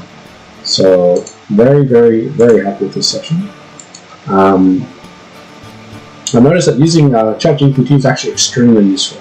It helps me streamline, especially when you're making character sheets and like encounters, and you want it to be like a little bit more difficult or less difficult. You want to bring in creatures that are like relevant for the situation. You can say, "Oh, can you change this creature to be more fitting for a pirate scenario? Can you make this more of a boss character?" It's actually really useful. I think I'll try and use it more often. Try and remember to use it more often because it's actually extremely. It just speeds things up a lot, especially if you don't have a lot of time to plan. And because it can look through all the lexicons of the lexicon of all the past D&D, monster lists, manuals, spells, etc., and especially items as well. I tried to use it this time for like a magic shopkeeper, list, item list. And the party seemed to enjoy it a lot. They seemed to like the interesting stuff that comes in, new stuff, and and a good variety as well. So I think I'll try and use it more often, and I'll just try and get more skilled with it. And I think things will go pretty well.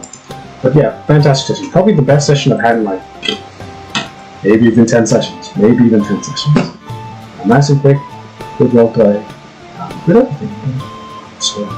Yeah, and nothing crashed from what I can see. Yeah, nothing crashed. And the audio should be. I hope the audio is good. That's the one thing I don't know. But that will be it. That will be it for today, for the session. Tomorrow, I'll stream. I'll try and stream. Maybe. I think I'll probably stream when I start this stream, and I'll try and go for probably around 4 hours to do another stream, and then we'll see in regards to the editing, because I haven't done shorts for a while, but we'll see if I can catch up. I don't think I'll be able to, but I'll do what I can for the shorts. I did release the edited video for the last session. But there hasn't really been many interesting shorts moments, so I think it's okay to not have the shorts for the last campaigns, sessions. So, but this one would probably have some nice shorts because it's pretty interesting. This one's a pretty fun one. But as usual, shout out to you guys. Shout out to the Twitch people, the YouTube Live people. Shout out to the VOD watchers, the Shorts watchers, any other sort of watchers as well. And shout out to Dippy Dave as well. Thank you for following. When I was in the middle of the session, I couldn't get to you. I don't know if you're still here. It's alright. I appreciate the follow, and I appreciate you coming by and looking at the session. And hopefully enjoying it. Because this one was a pretty good one. But that's it. Try to keep up more streaming. I've got to keep. I'm pretty hungry. I've got to shave. I'm pretty hair. But until next time, next session, or the next stream,